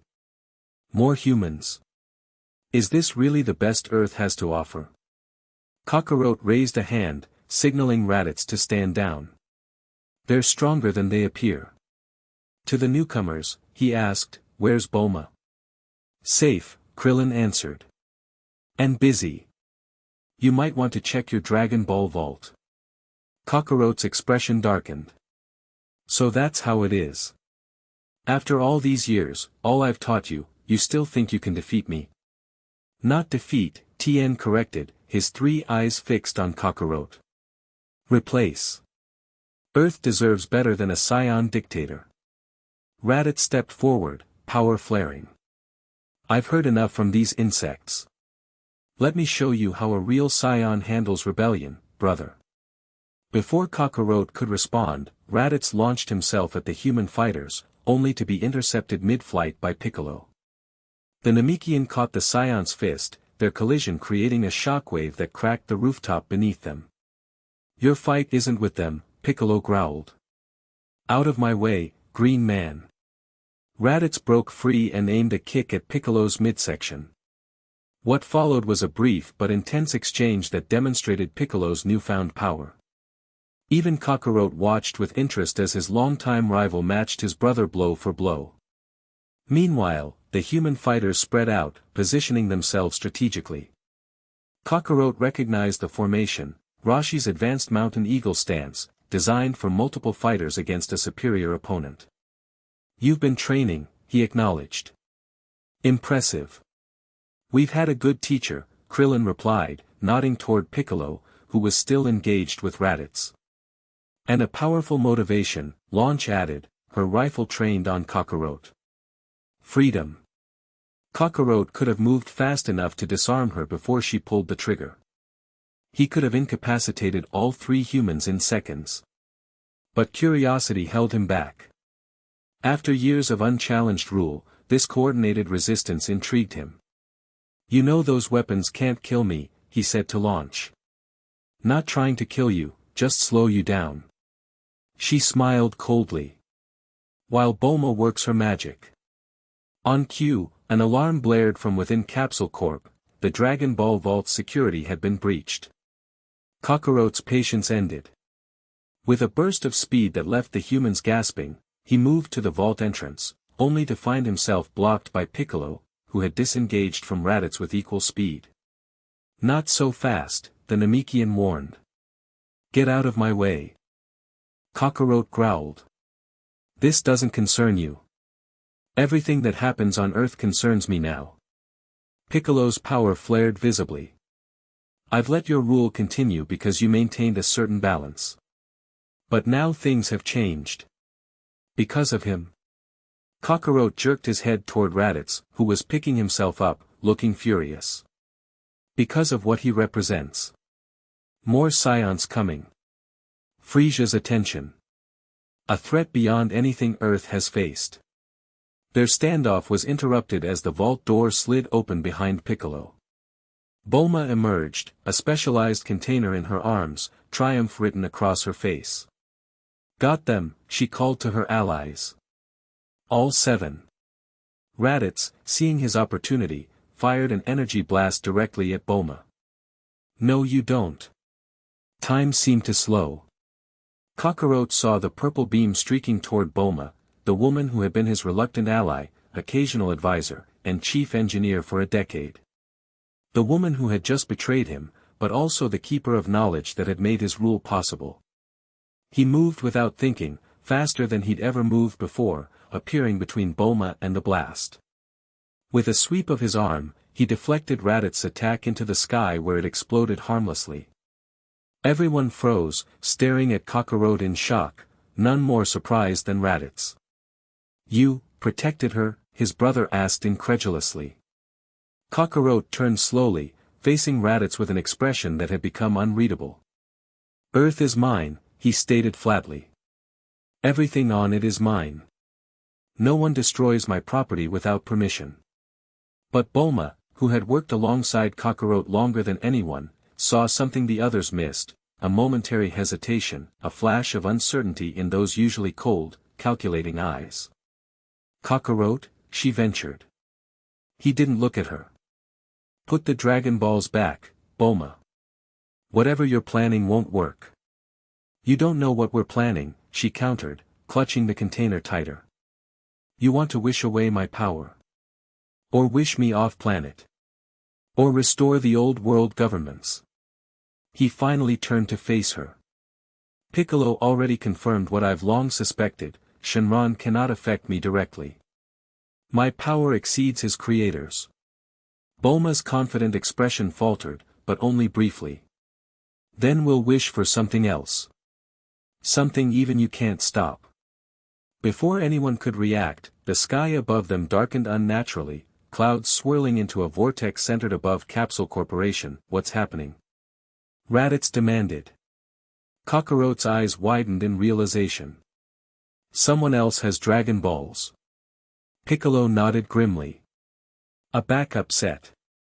Created by Kami before our merger, hidden throughout the planet. Your rebellion friends have been busy, Kakarot. A massive dragon materialized above the city, its serpentine body stretching for miles, red eyes glowing with ancient power. Citizens throughout West City fell to their knees in terror and awe. Speak your wish, Shenron's voice boomed across the landscape. Kakarot's gaze darted around frantically, searching for whoever had summoned the dragon. His scouter detected a small power level on a building across from Capsule Corp. Kaiotsu, the telekinetic emperor, hands raised toward the Dragon Balls glowing before him. I wish, Kaiotsu began. Kakarot moved to stop him, but Piccolo blocked his path again. Raditz, seeing an opportunity, launched himself toward the small pale figure. For all Scions to lose their ability to transform during the full moon. Kaiotsu completed hurriedly. Your wish is granted, Shenron declared, his eyes glowing brighter. Raditz faltered mid-flight, clutching his chest as if struck. Kakarot felt it too, a strange sensation, like something fundamental being altered within his biology. What have you done? Raditz roared at Kaiotsu. The dragon vanished, the 7 balls rising into the sky before scattering across the planet, inert for the next year. Piccolo smiled grimly. Clever. They didn't try to affect your base power, just removed your most destructive capability. Kakarot remained unnaturally still, processing the implications. The Great Ape Transformation, a Scion's true form, their ultimate weapon for planetary destruction, now denied to him forever. A pointless wish, he said finally. I haven't needed that transformation in years. But any Scions who follow will, Bulma pointed out, stepping forward. Including your brother. Including this Prince Vegeta he mentioned. Raditz snarled, his aura flaring with rage. You insects. You dare interfere with Scion biology? I'll destroy this entire city. He raised his hands, gathering energy for a devastating attack, but Kakarot appeared beside him, gripping his wrist with crushing force. No, Kakarot stated simply. They just crippled us. Raditz protested. Every Scion who comes to this planet will be weakened. Exactly. Kakarot's expression shifted to something calculating. They've given us an advantage. What are you talking about? Think, brother. Vegeta and Nappa arrive, expecting to transform if necessary. When they can't, they'll be vulnerable in ways they didn't anticipate. Understanding dawned on Raditz's face, quickly followed by suspicion. You're not thinking of fighting them. I'm thinking of surviving, Kakarot corrected. Vegeta sent you to bring me back or eliminate me. Neither option appeals to me. The resistance fighters exchanged confused glances, their carefully planned rebellion now overshadowed by this Scion family drama. Hello? Krillin ventured. We're still here, still rebelling against your tyranny. Kakarot turned, regarding the assembled fighters with new consideration. Your rebellion just became irrelevant in the face of a greater threat. If Vegeta comes to Earth and finds me uncooperative, he won't just kill me, he'll destroy the planet. And if he finds you gone? Bulma asked shrewdly. He'll destroy the planet anyway, assuming I've gone soft and the world is worthless. Kakarot's expression hardened. The only option is to convince him Earth has value worth preserving. As a conquest, Piccolo surmised. As a staging ground against Frieza. Kakarot turned to Raditz. That's what Vegeta really wants, isn't it? A base of operations beyond Frieza's normal surveillance. Raditz nodded slowly. It's part of the plan, yes. A safe haven to prepare and train. Then tell him Earth is perfect. Remote, resources abundant, population controlled and useful. Kakarot gestured to the city below.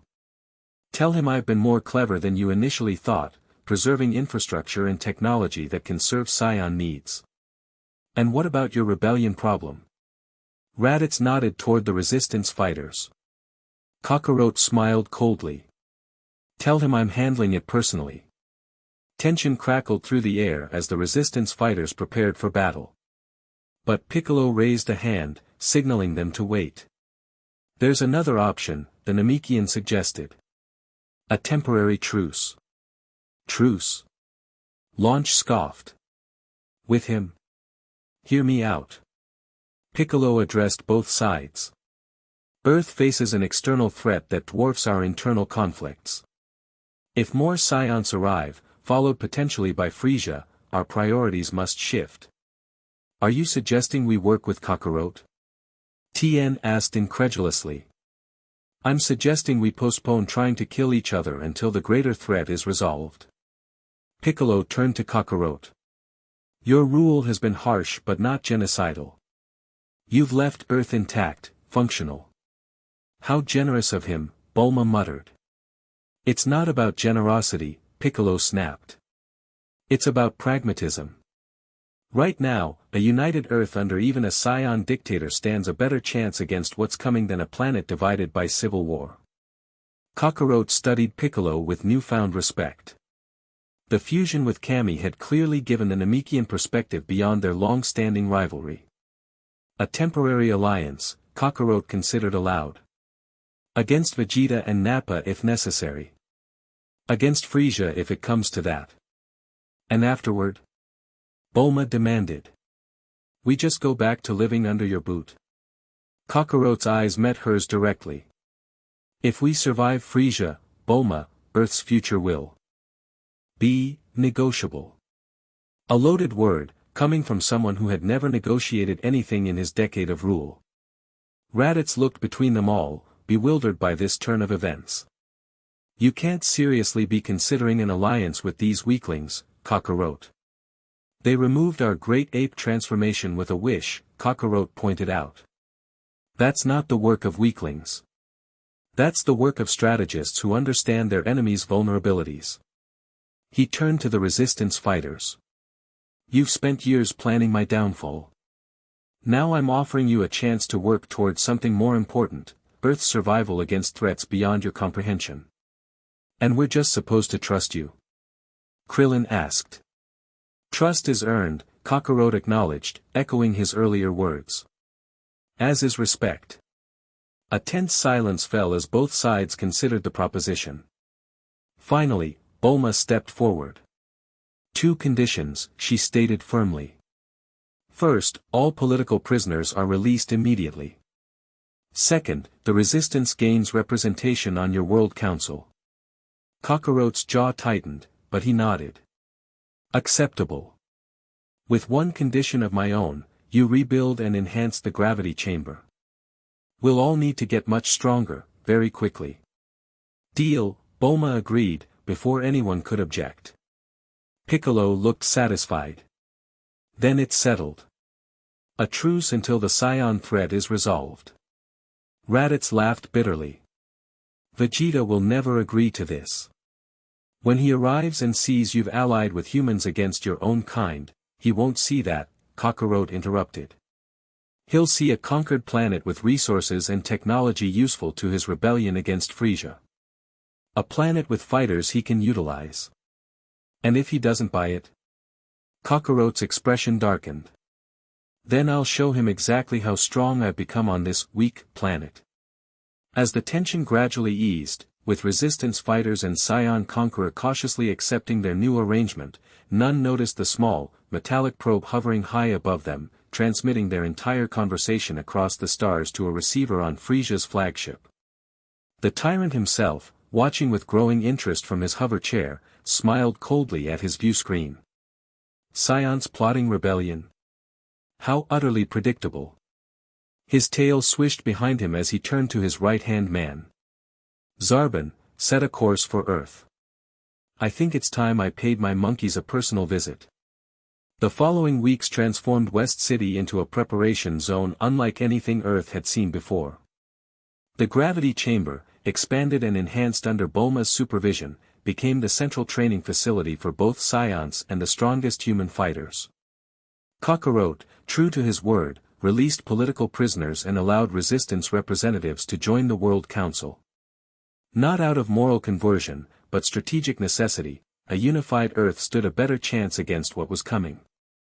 In the primary gravity chamber, Kakarot and Raditz sparred at 30 times Earth's normal gravity, their movements blurring with speed despite the crushing pressure.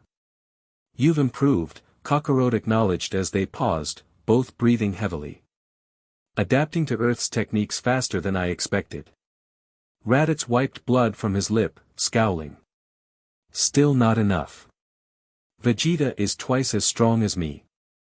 Nappa even more so. Then we keep training." Kakarot tossed his brother a towel. "How long until they arrive?" 3 months, maybe 4. Depends on whether they complete their current mission first." Raditz studied Kakarot with reluctant respect. "You're different than I expected, brother." "Disappointed?" Kakarot asked dryly. "Confused." Raditz gestured toward the observation window where Bulma monitored their training. "You protect these humans. Train with them. But you still claim to be conquering them. Which is it?" Kakarot didn't answer immediately, his gaze turning inward. It was a question he'd been asking himself with increasing frequency. "Earth changed me," he admitted finally. "Not in the way you think, I didn't go soft. I evolved." "Evolved how?" "Scions are warriors, yes. But our programming is limited: conquer, destroy, move on." Kakarot's expression shifted subtly. "There's no growth in that cycle, no mastery.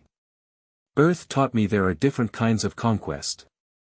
Raditz looked skeptical. "You sound like you're making excuses for failing your mission." "My mission was to conquer Earth. I did." Kakarot's eyes hardened. "Just not in the way Frisia expected." Before Raditz could respond, the chamber door slid open. Piccolo entered, adjusting effortlessly to the increased gravity. "We need to talk," the Namekian stated without preamble. "I've been meditating on Kami's memories, piecing together information about Frisia's operations. It's worse than we thought." "How much worse?" Kakarot asked. "He has spies everywhere. Including, potentially, on Earth." Piccolo's gaze fixed on Raditz. "Your arrival may have already been detected and reported." Raditz paled slightly. "That's not possible. My pod was in stealth mode." "Frisia doesn't rely solely on technology," Piccolo countered. "He has psychics, beings with abilities to sense disturbances across space." The implications hung heavy in the air. If Frisia already knew about Raditz's unauthorized visit to Earth, their timetable could be drastically shortened. "We need to accelerate our preparations," Kakarot decided. "Bulma." She activated the intercom. "Already heard. I'll push the gravity simulator to its limits and fast-track the battle armor production." Over the following days, a strange camaraderie developed between former enemies. Krillin and Yamcha, once on opposite sides of Kakarot's rule, now trained together in the secondary gravity chamber. Tien and Launch coordinated global defense preparations with Kakarot's lieutenants. Even Bulma and Kakarot found a new equilibrium, their decade-long captor-captive dynamic evolving into something approaching mutual respect. One evening, as Kakarot reviewed defense strategies in the command center, Bulma approached him with a tablet displaying new armor designs. "I've incorporated Scion technology with some Earth innovations," she explained. "Lighter, more flexible, but with double the energy absorption capacity." Kakarot examined the specs with approval. "Good work." An awkward silence fell between them, 10 years of complicated history making small talk impossible. "Why did you deflect Raditz's blast?" Bulma asked suddenly. "When he tried to kill me on the roof. You could have let me die." Kakarot didn't look up from the tablet.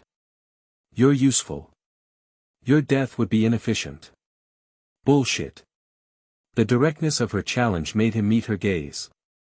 You've spent years threatening to kill me if I betrayed you.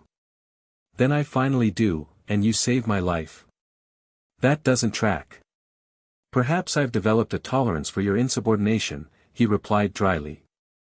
But Bulma wasn't deterred. Or perhaps you've developed something you never expected when you landed on this planet. Connections. Kakarote's expression hardened. Don't mistake strategic alliance for sentiment, Bulma. I don't. I mistake actions for sentiments. She stepped closer, fearless in a way few humans dared with him. You've had a decade to destroy Earth the proper, Saiyan way. You haven't. You've had countless opportunities to kill those who challenge you. Most still live. These aren't the actions of a heartless conqueror. I'm not like Goku, Kakarote said abruptly. Bulma blinked, confused. Who? The name the old man gave me. The one I killed as a child. Something distant entered his expression. Sometimes I wonder what I would have become if I'd taken that name. If that head injury had happened. What head injury? Kakarote shook his head. Nothing. A possibility that never materialized. He handed the tablet back to her. Proceed with the armor production. And double security on the southern perimeter. Your resistance friends are still sneaking supplies to hidden camps. Former resistance, she corrected. Current allies. For now. His tone made clear the temporary nature of their arrangement. As she turned to leave, Kakarote added, when this is over, Bulma, when Vegeta and Frieza are dealt with, what happens between us? The question caught her off guard. That depends on you, doesn't it? On whether Earth remains a conquest or becomes a home. She left him with that thought, more profound in its implications than she perhaps realized. Home was a concept absent from Saiyan vocabulary. They had planets of origin, territories, conquests, but not homes. Yet Earth, with all its complexity and challenges, had become something Kakarote couldn't easily categorize.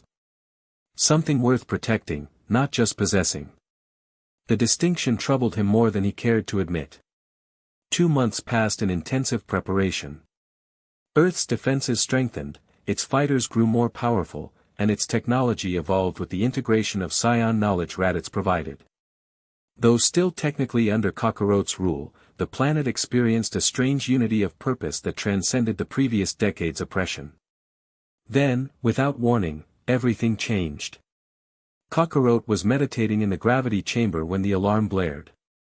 He deactivated the gravity enhancement and moved swiftly to the command center, where Bulma was staring at the monitors with naked fear. What is it? 3 pods, she reported, voice tight. Approaching Earth's atmosphere. But the energy readings. She looked up at him. They're off the charts. Much stronger than Raditz's pod. Kakarote activated the global alert system he'd established for this moment. Location. They'll land approximately 200 miles north of West City. Uninhabited area. Good.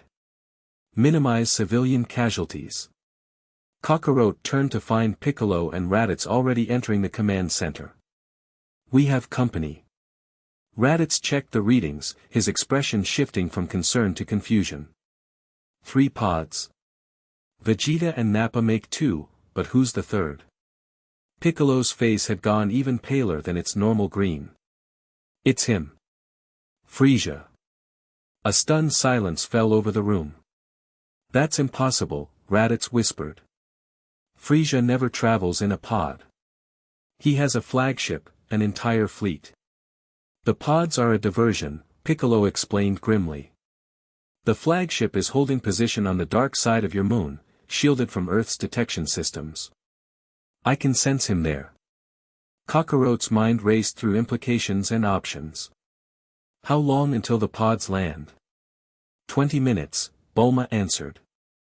And how long until the resistance fighters can assemble? An hour, minimum. They're scattered across the training facilities worldwide. Kakarote made a swift decision. Piccolo, Raditz, with me. We intercept the pods, assess the situation. Bulma, accelerate the assembly of our forces. If this goes badly, implement contingency Omega. Her eyes widened. The evacuation protocol. But that's, last resort only, he confirmed. But have it ready. As the three warriors prepared to depart, Kakarot pulled Raditz aside. If Vegeta asks, you found me properly fulfilling my mission. Earth is conquered, its resources at Scion disposal. And Frisia? We deal with that complication as it comes. They took flight, streaking across the sky toward the projected landing site, a barren plateau in the northern mountains. As they traveled, Piccolo briefed them on what Kami's memories revealed about Frisia. He's not just powerful, he's a different category of being altogether. Multiple transformation states, each exponentially stronger than the last. In his final form, his power level is rumored to exceed 1 million. Raditz nearly fell from the sky in shock. 1 million? That's impossible. 4 scions.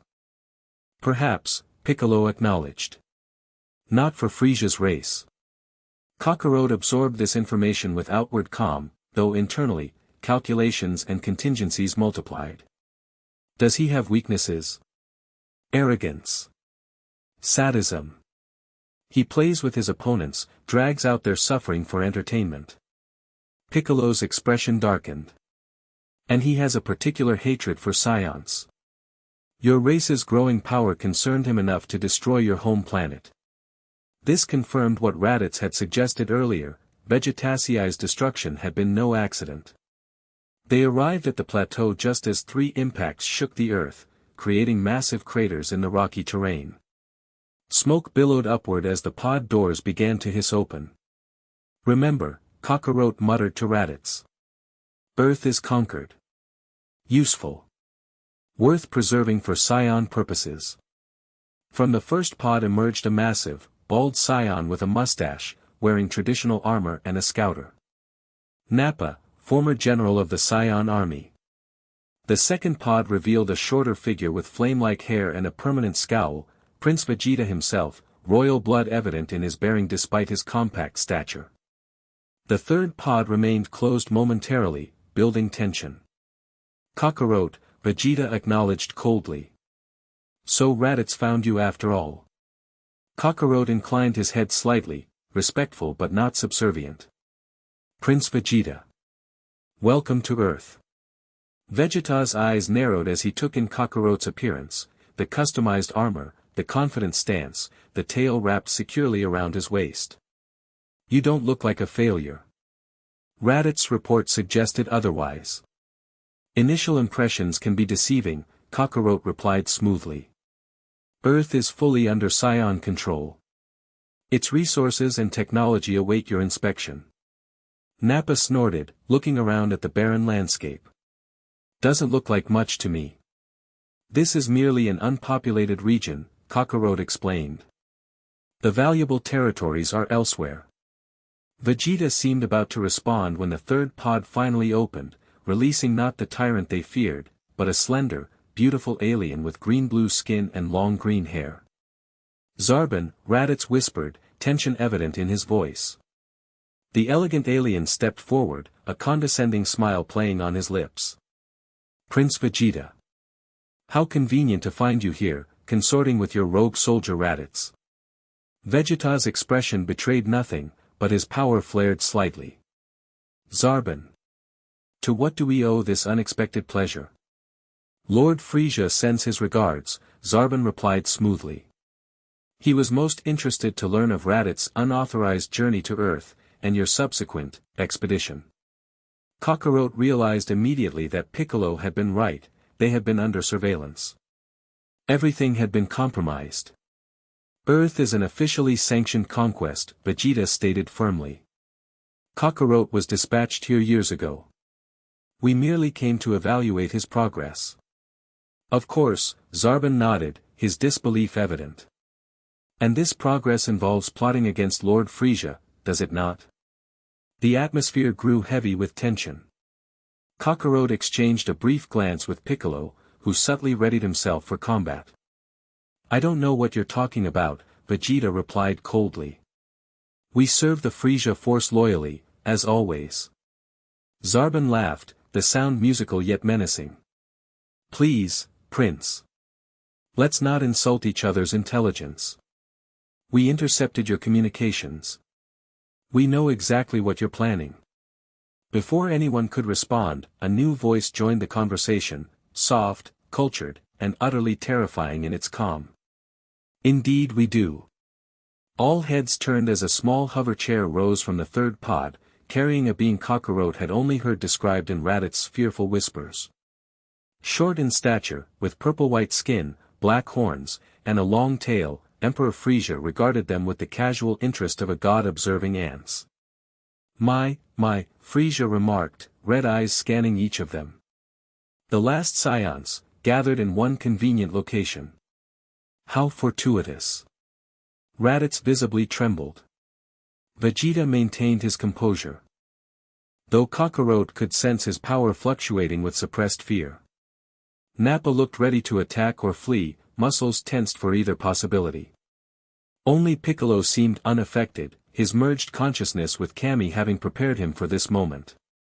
Lord Frieza, Vegeta managed, offering a stiff bow. We weren't expecting you personally. Clearly, Frieza smiled, the expression never reaching his eyes. That was rather the point. A surprise inspection seemed appropriate, given the concerning reports we've received. His hoverchair descended until he was at eye level with them. Now, who might this green fellow be? Not a scion, certainly. Piccolo, the Namekian introduced himself, unintimidated. Guardian of Earth. A Namekian? Frieza looked genuinely surprised, then delighted. How extraordinary. I've been looking for one of your kind. You wouldn't happen to know anything about Dragon Balls, would you? The question sent ice through Kakarot's veins. Frieza knew about the Dragon Balls. The situation had just deteriorated from dangerous to catastrophic. I know they're nothing but myths, Piccolo lied smoothly. Stories told to children. Curious. My intelligence suggests otherwise. Frieza's tail swished behind him. No matter. We'll have plenty of time to discuss it as I inspect this, what did you call it, Vegeta? An officially sanctioned conquest. Kakarot recognized the trap closing around them. Frieza had no intention of leaving Earth intact, not with scions plotting against him, not with the potential of Dragon Balls. Earth has much to offer the Frieza Force, Kakarot stated, trying a different approach.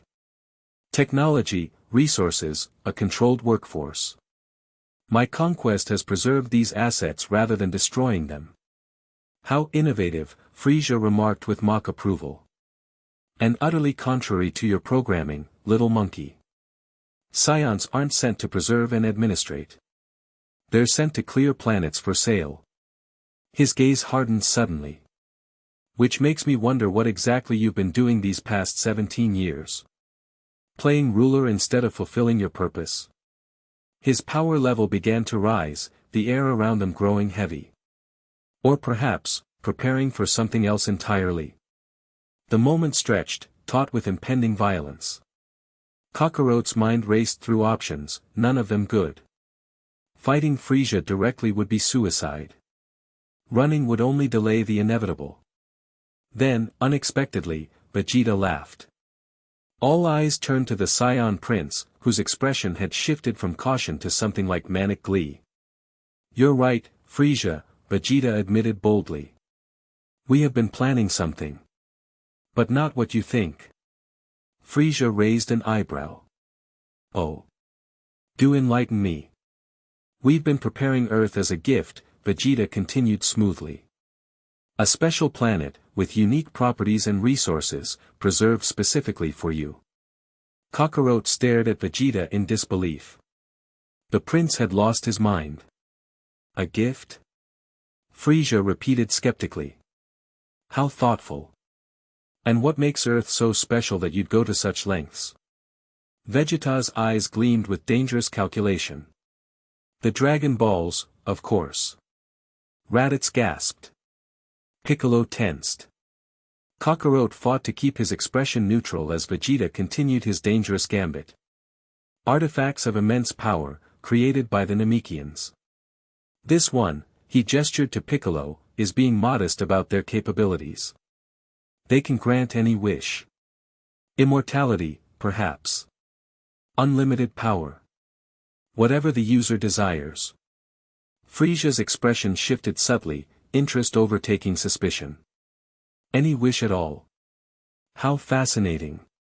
We discovered their existence through Kakarot's conquest, Vegeta continued. Rather than selfishly using them ourselves, we recognized their true value, as a tribute to you, Lord Frisia. It was a masterful deception, or perhaps a double deception. Kakarot couldn't tell if Vegeta was truly offering the Dragon Balls to Frisia, or setting a trap of his own. And where are these miraculous orbs? Frisia inquired. Currently scattered across the planet. Vegeta answered smoothly. They disperse after each use and become temporarily inert. But Kakarot has technology to locate them when they reactivate.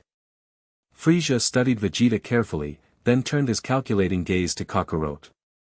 Is this true, monkey? Kakarot hesitated only fractionally before nodding. The Dragon Radar. It can detect their unique energy signature. How convenient. Frisia smiled coldly. And when exactly do these orbs reactivate? 1 year after their last use, Piccolo interjected, earning a sharp glance from Vegeta. And when was that? 2 months ago, Kakarot answered truthfully. 10 months remain before they can be used again. Frisia's hoverchair circled them slowly as he considered this information. Finally, he stopped before Vegeta. A tempting offer, Prince. But I find myself wondering why you would gift me such power rather than use it yourselves. Particularly given the, shall we say, strained nature of our relationship. Vegeta's smile was a masterpiece of insincerity. Because we know true power when we see it, Lord Frisia. The Scion's future lies in loyal service to the strongest being in the universe. Frisia laughed, genuinely amused. You always were a terrible liar, Vegeta. But an entertaining one. His expression hardened suddenly. Here's what's going to happen. I will remain on Earth to personally oversee the recovery of these Dragon Balls when they reactivate. You will all continue your loyal service under my direct supervision. His tail whipped forward suddenly, stopping just short of Vegeta's throat. And if I detect even a hint of deception or rebellion, I will destroy this planet and everyone on it. Is that clear? Perfectly, Vegeta gritted out. Excellent. Frisia's demeanor shifted back to false cordiality. Now, Kakarot, why don't you show me this conquered world of yours? I'm most interested in seeing how you've preserved it. As they prepared to depart for West City, Kakarot caught Piccolo's eye. A silent message passed between them, alert the others, prepare contingencies. The game had changed entirely. Frisia was on Earth. And he wouldn't be leaving without the Dragon Balls. Chapter 3, Choice. Kakarot stood at the edge of Capsule Corp's highest balcony, watching Frisia's soldiers patrol the streets of West City below. 2 months had passed since the tyrant's arrival, 2 months of calculated humiliation and thinly veiled threats. The city that had once been the heart of Kakarot's conquered Earth now served as Frisia's personal base of operations.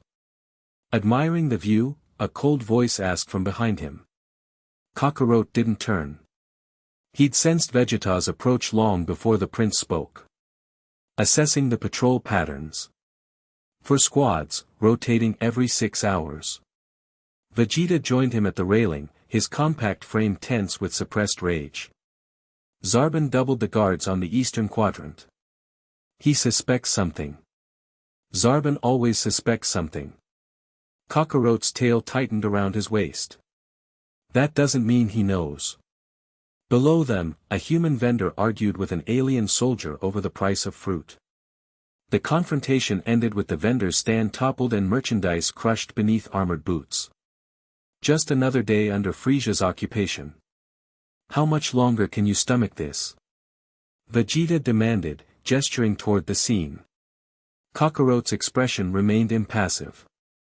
8 months until the Dragon Balls reactivate. 8 months to prepare. If Earth survives that long. Vegeta spat over the railing. Frisia's getting impatient. Yesterday he vaporized an entire village for insufficient productivity. The news sent a cold spike through Kakarot's chest, an unfamiliar sensation he couldn't quite identify. Was it anger? Concern? Something else entirely? Whatever the feeling, he kept it hidden, his face a practiced mask. Which village? Does it matter? Some collection of huts in the Eastern Territory. It matters, Kakarot insisted, his voice dropping dangerously. Vegeta studied him with newfound curiosity. The settlement called Jingle Village. Near the northern mountains. Kakarot's fingers tightened on the railing, warping the metal. Jingle Village had been one of the first territories he'd conquered years ago. The villagers had fought back with surprising determination despite their limited resources. He'd spared them afterward, impressed by their spirit, and they'd provided valuable cold-weather training facilities for his elite forces ever since. I want names, he said finally. Everyone who lived there. Why? They're dead. Names, Kakarot repeated, his power flaring just enough to make Vegeta take a step back. The prince scowled but nodded. Fine. I'll get your list of corpses. He turned to leave, then paused. Kakarot, what exactly is Earth to you? A conquest? A base of operations? His eyes narrowed. Or something more? The question hung in the air between them, loaded with implications. Before Kakarot could formulate a response, a familiar energy signature approached, Raditz, moving with uncharacteristic urgency. Frisia's summoning us, his brother announced without preamble. All Science, immediately. Vegeta cursed under his breath. What does he want now? He didn't share his itinerary with me, Raditz replied sarcastically. But Dodoria's expression suggested it wasn't for a tea party. Kakarot moved away from the railing. Let's not keep our Lord waiting. The 3 Scions made their way through Capsule Corporation's corridors, now adorned with Frisia Force banners and patrolled by alien soldiers. Scientists and engineers who had once worked on Kakarot's projects now labored under direct Frisia supervision, developing weapons and technology for the tyrant's expanding empire. They found Frisia in what had once been Bulma's primary laboratory, now converted into a throne room of sorts.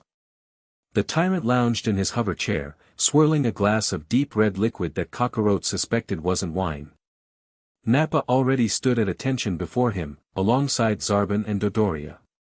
Ah, my favorite monkeys arrive at last, Frisia greeted them, his cultured voice dripping with condescension.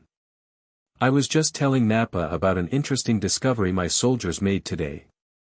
Kakarot sensed the trap immediately. He kept his expression neutral as Frisia continued. It seems there's a rather elaborate network of tunnels beneath this city. Tunnels not included in any of the official blueprints you so helpfully provided. Vegeta shot Kakarot a quick glance that said, I told you Zarbon suspected something. Underground infrastructure is common on Earth, Kakarot explained smoothly. Sewage systems, maintenance tunnels, old transportation networks. Nothing unusual. Perhaps, Frisia conceded. But these particular tunnels contain something quite curious. He nodded to Dodoria, who dragged a figure from the shadows.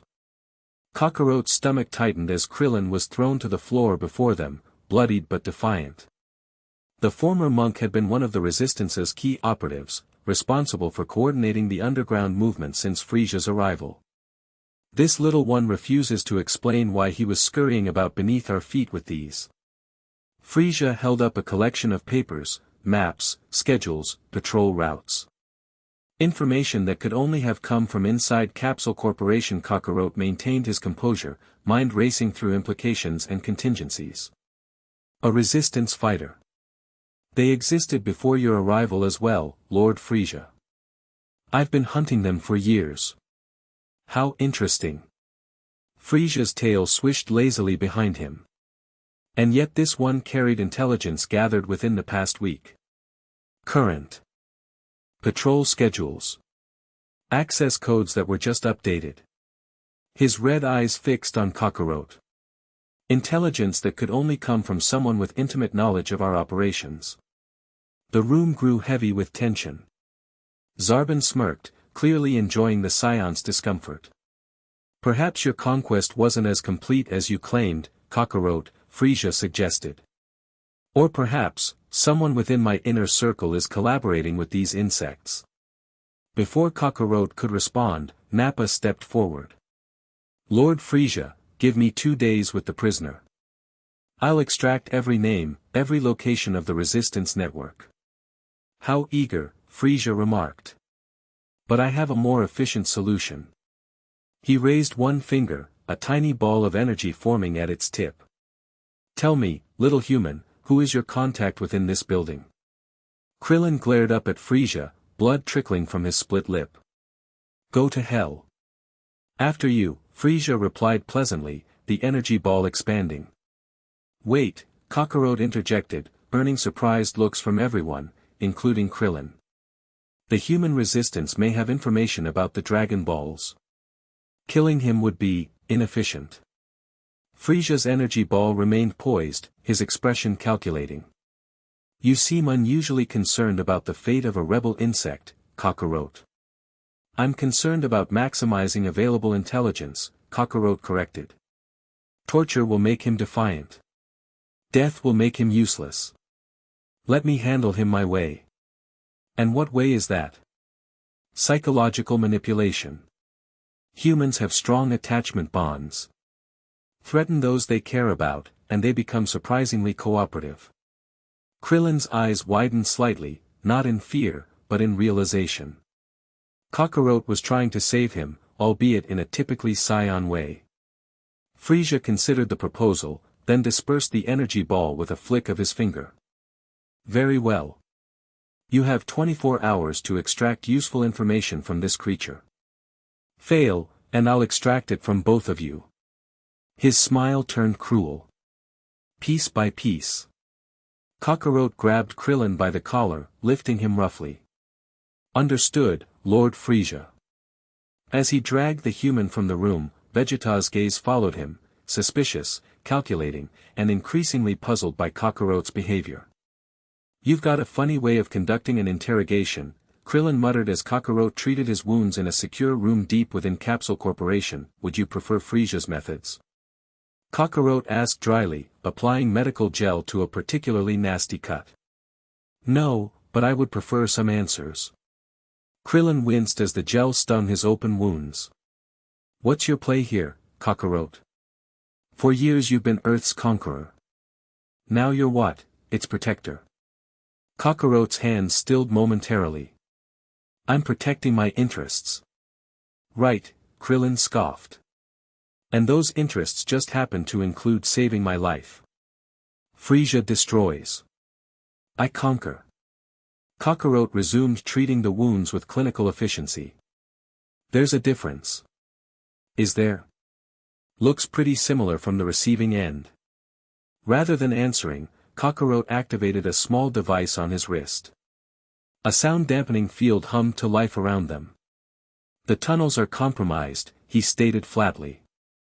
Tell Bulma to accelerate the contingency plan. Use the secondary network only. Krillin stared at him in shock. You're actually helping the resistance. Why? Frisia wants the Dragon Balls for immortality. Once he has that, he'll destroy Earth and everyone on it, including me. Kakarot's expression darkened. I've spent 17 years conquering this planet. I won't let him erase that work in an afternoon. Krillin studied him carefully. That's not the whole reason. It's reason enough. A tense silence fell between them, former enemies now united by a common threat, yet still separated by years of conflict and distrust. Finally, Krillin spoke.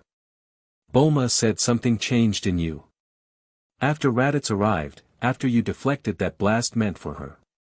She thought maybe there was more to you than your programming. Kakarote's jaw tightened.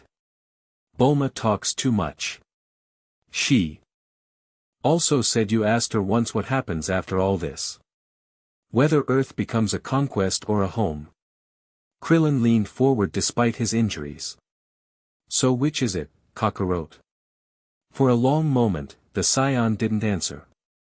When he finally spoke, his voice carried an unfamiliar note of uncertainty. I don't know. I was sent here to conquer, to prepare Earth for the Frisia Force. That was my purpose. My programming. His eyes fixed on some distant point. But Earth resisted in ways I never expected. Not just through combat, but through complexity. Complexity? Krillin prompted. Humans build things. Create things. Improve things. Kakarote's brow furrowed as he struggled to articulate concepts his Scion upbringing had never equipped him for. Scions destroy. It's efficient, straightforward. But there's nothing after. Just emptiness. The next conquest. Krillin nodded slowly, understanding dawning. And you started to see value in the building, not just the destroying.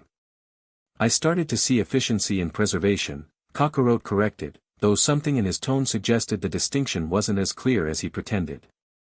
Earth under my rule is more valuable than Earth in ruins. And Earth under Frisia? Kakarote's expression hardened. Unacceptable. A smile tugged at Krillin's split lip despite the pain. You know, that almost sounded like something Goku would say.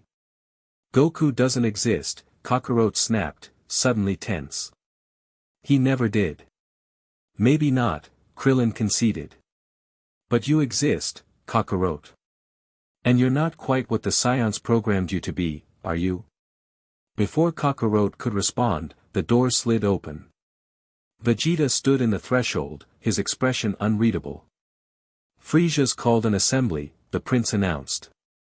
All Earth leaders and Frisia Force officers. Attendance mandatory. Kakarote nodded, deactivating the sound dampener. Watch him, he instructed Vegeta, nodding toward Krillin. He still has information to provide. As he walked past, Vegeta grabbed his arm, speaking low enough that only Scion ears could hear. Whatever game you're playing, Kakarote, it's going to get us all killed. No game, Kakarote replied equally quietly. Just strategy. Vegeta's grip tightened momentarily before releasing. Strategy requires allies who understand the objective. Remember that. The implied warning was clear. Vegeta suspected Kakarote's divided loyalties and wouldn't tolerate any action that endangered their Scion brethren, even if it meant opposing Kakarote directly. The Grand Hall of Capsule Corporation, once Bulma's father's primary showcase for new technology, had been transformed into Frisia's audience chamber. Representatives from Earth's major territories stood nervously before the tyrant's hover chair, flanked by Frisia Force officers and the 4 surviving Scions. Kakarote spotted Bulma among the Earth delegation, her blue hair now dyed brown in a futile attempt at disguising her identity. Their eyes met briefly, a silent communication passing between them. Careful, her gaze warned. Something's happening. Esteemed leaders of Earth, Frisia began, his cultured voice carrying effortlessly through the vast room. I've summoned you to share exciting news. After careful consideration, I've decided this charming little planet deserves a more prominent position in my empire. Murmurs spread through the human delegation, confusion mixed with trepidation. Rather than waiting the full year for the Dragon Balls to reactivate, I've implemented an accelerated resource extraction plan. Frisia smiled benevolently. Earth's minerals, particularly those unique elements your scientists call capsule components, have proven most valuable. So valuable, in fact, that I've dispatched my fleet to begin immediate harvesting operations. Kakarot tensed, immediately understanding the implications. Harvesting, in Frisia's terminology, meant strip mining on a planetary scale, rendering the surface uninhabitable in the process. Lord Frisia, he interjected, stepping forward despite Zarban's warning glare. The extraction process will disrupt the Dragon Ball's energy field. They may become permanently inactive. Frisia waved a dismissive hand. A calculated risk. My scientists inform me the Dragon Balls should remain viable if we proceed carefully. And if not? He shrugged delicately. There are always the original Namekian Dragon Balls. Once we locate their homeworld, of course. Kakarot's blood ran cold. Frisia knew about Namek. About the original Dragon Balls.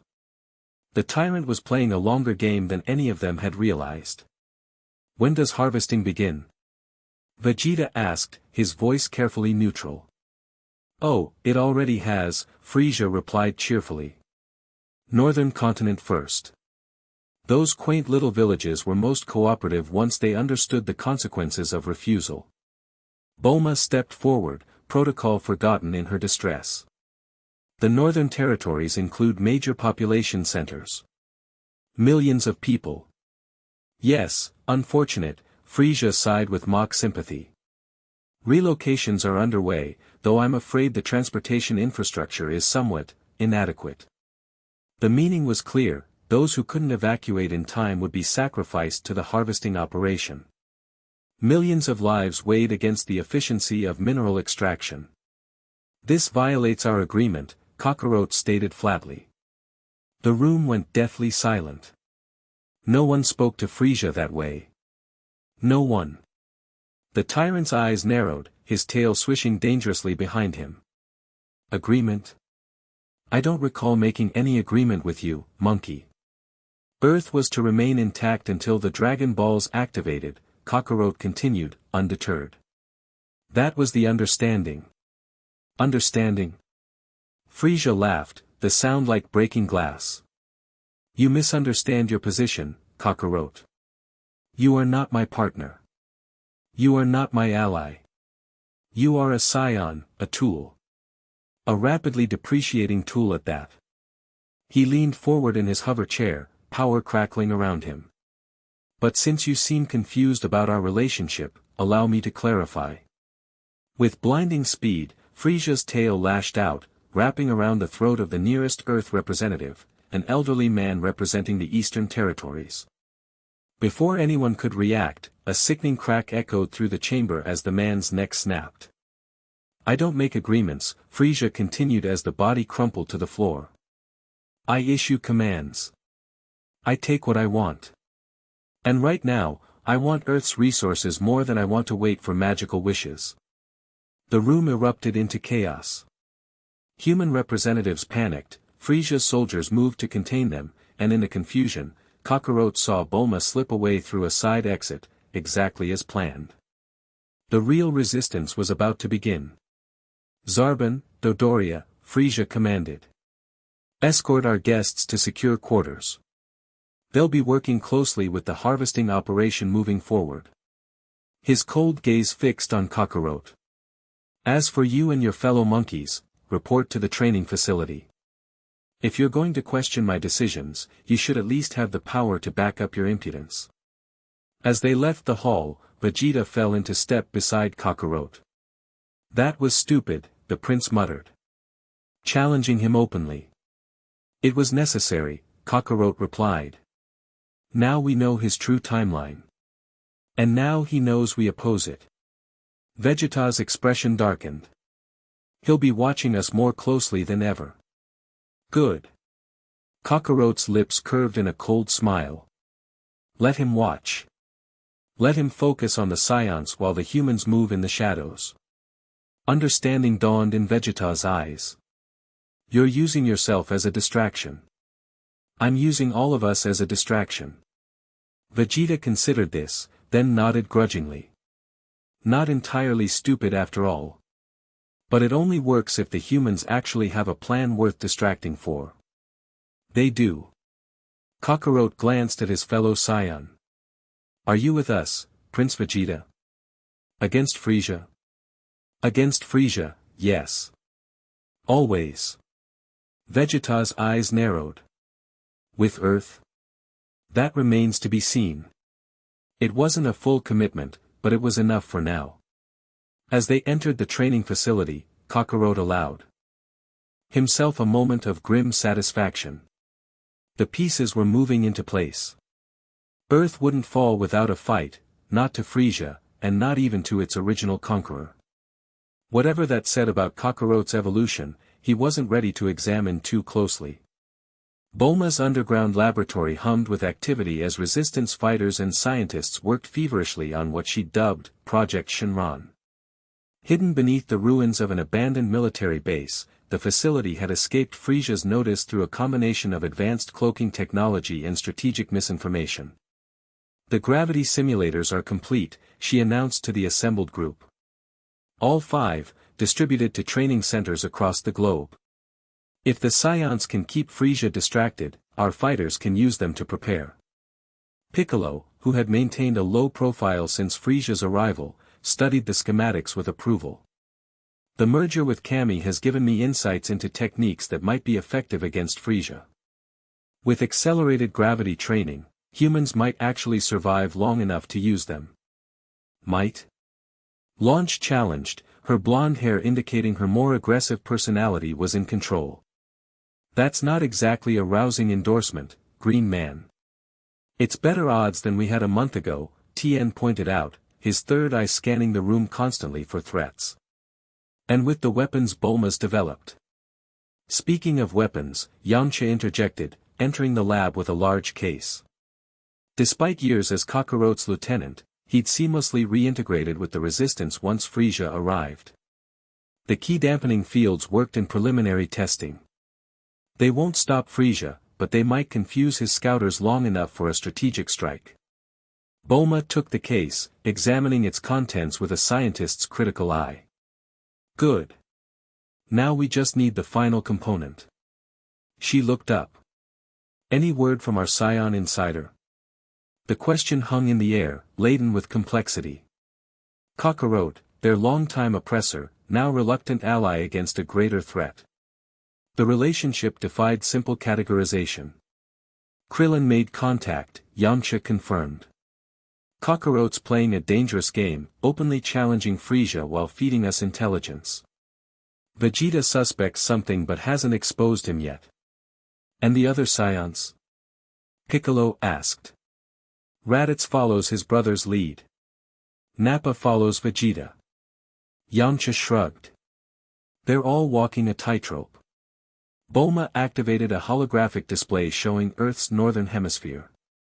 Red areas indicated Frieza's harvesting operations, already covering alarming portions of the continent.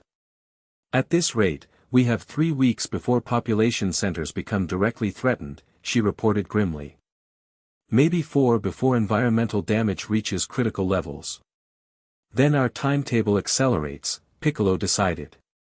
The original plan assumed months of preparation. We now have weeks. The assembled fighters exchanged concerned glances. Weeks to prepare for battle against the most powerful being in the known universe. The odds were beyond grim. There's one other option, Bulma said hesitantly. The spaceship. All eyes turned to her. I've been reverse engineering the Scion pod technology, she continued. Combined with my father's capsule tech, I've developed a prototype that could carry a significant population off-planet. Not everyone, but enough to ensure human survival. Running away? Launch scoffed. That's your big solution. It's a contingency, Bulma corrected sharply. If we fail, when we fail, statistically speaking, someone needs to survive. Carry on. Maybe find allies strong enough to eventually challenge Frieza. A heavy silence fell over the group as they confronted the brutal reality of their situation. Earth stood on the precipice of destruction, with only the thinnest hope of salvation. We need more power, Tien finally stated, giving voice to what they all knew. Even with gravity training, even with Piccolo's techniques, we're not in Frieza's league. Not even close. What about the scions? Yamcha suggested. At full strength, fighting together. Piccolo shook his head. Still not enough. Frisia's final form is beyond even their combined power. Then we need another approach, Bulma insisted. Something unexpected. Something Frisia can't possibly prepare for. She turned to a workbench where a strange device sat partially assembled, a metallic disc inscribed with ancient Namekian symbols, connected to what looked like a modified dragon radar. That's why I've been working on this. Using Piccolo's knowledge and the residual energy from the last Dragon Ball activation, I think we can create a localized temporal distortion. What now? Launch asked blankly. She means bending time, Piccolo explained, examining the device with newfound interest. Creating a pocket where time flows differently. Exactly, Bulma confirmed. If we can establish a time dilation field, we could potentially gain months of training in what would appear as days to outside observers. Like the hyperbolic time chamber Kami maintained, Piccolo mused. Ambitious, but dangerously unstable without proper spiritual anchoring. That's where you come in. Bulma smiled for the first time in days. Your connection to Kami, combined with the residual Dragon Ball energy, should provide the anchoring we need.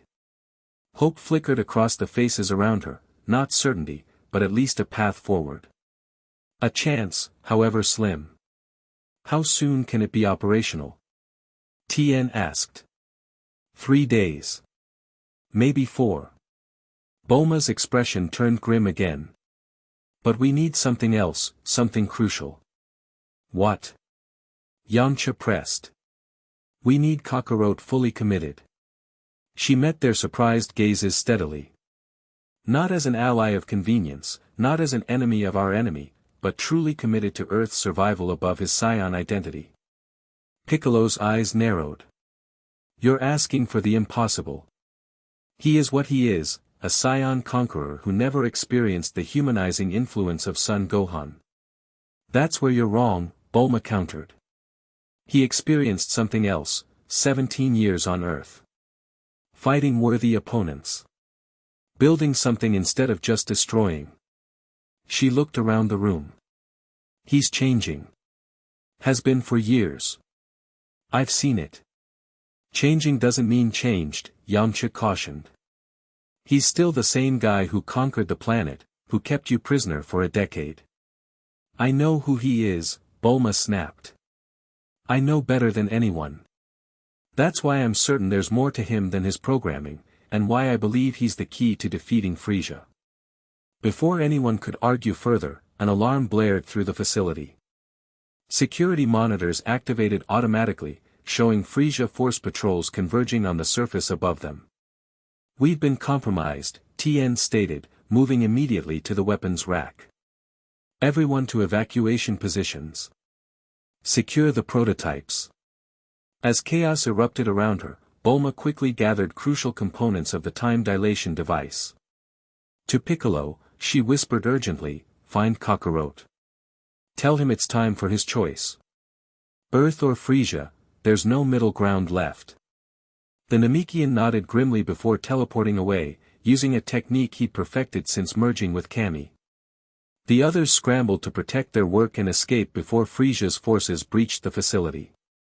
None of them noticed the tiny mechanical probe hovering in the shadows, one of dozens Frisia had deployed throughout Earth's resistance networks. As the lab emptied, it transmitted everything it had witnessed directly to the tyrant's private quarters in Capsule Corporation.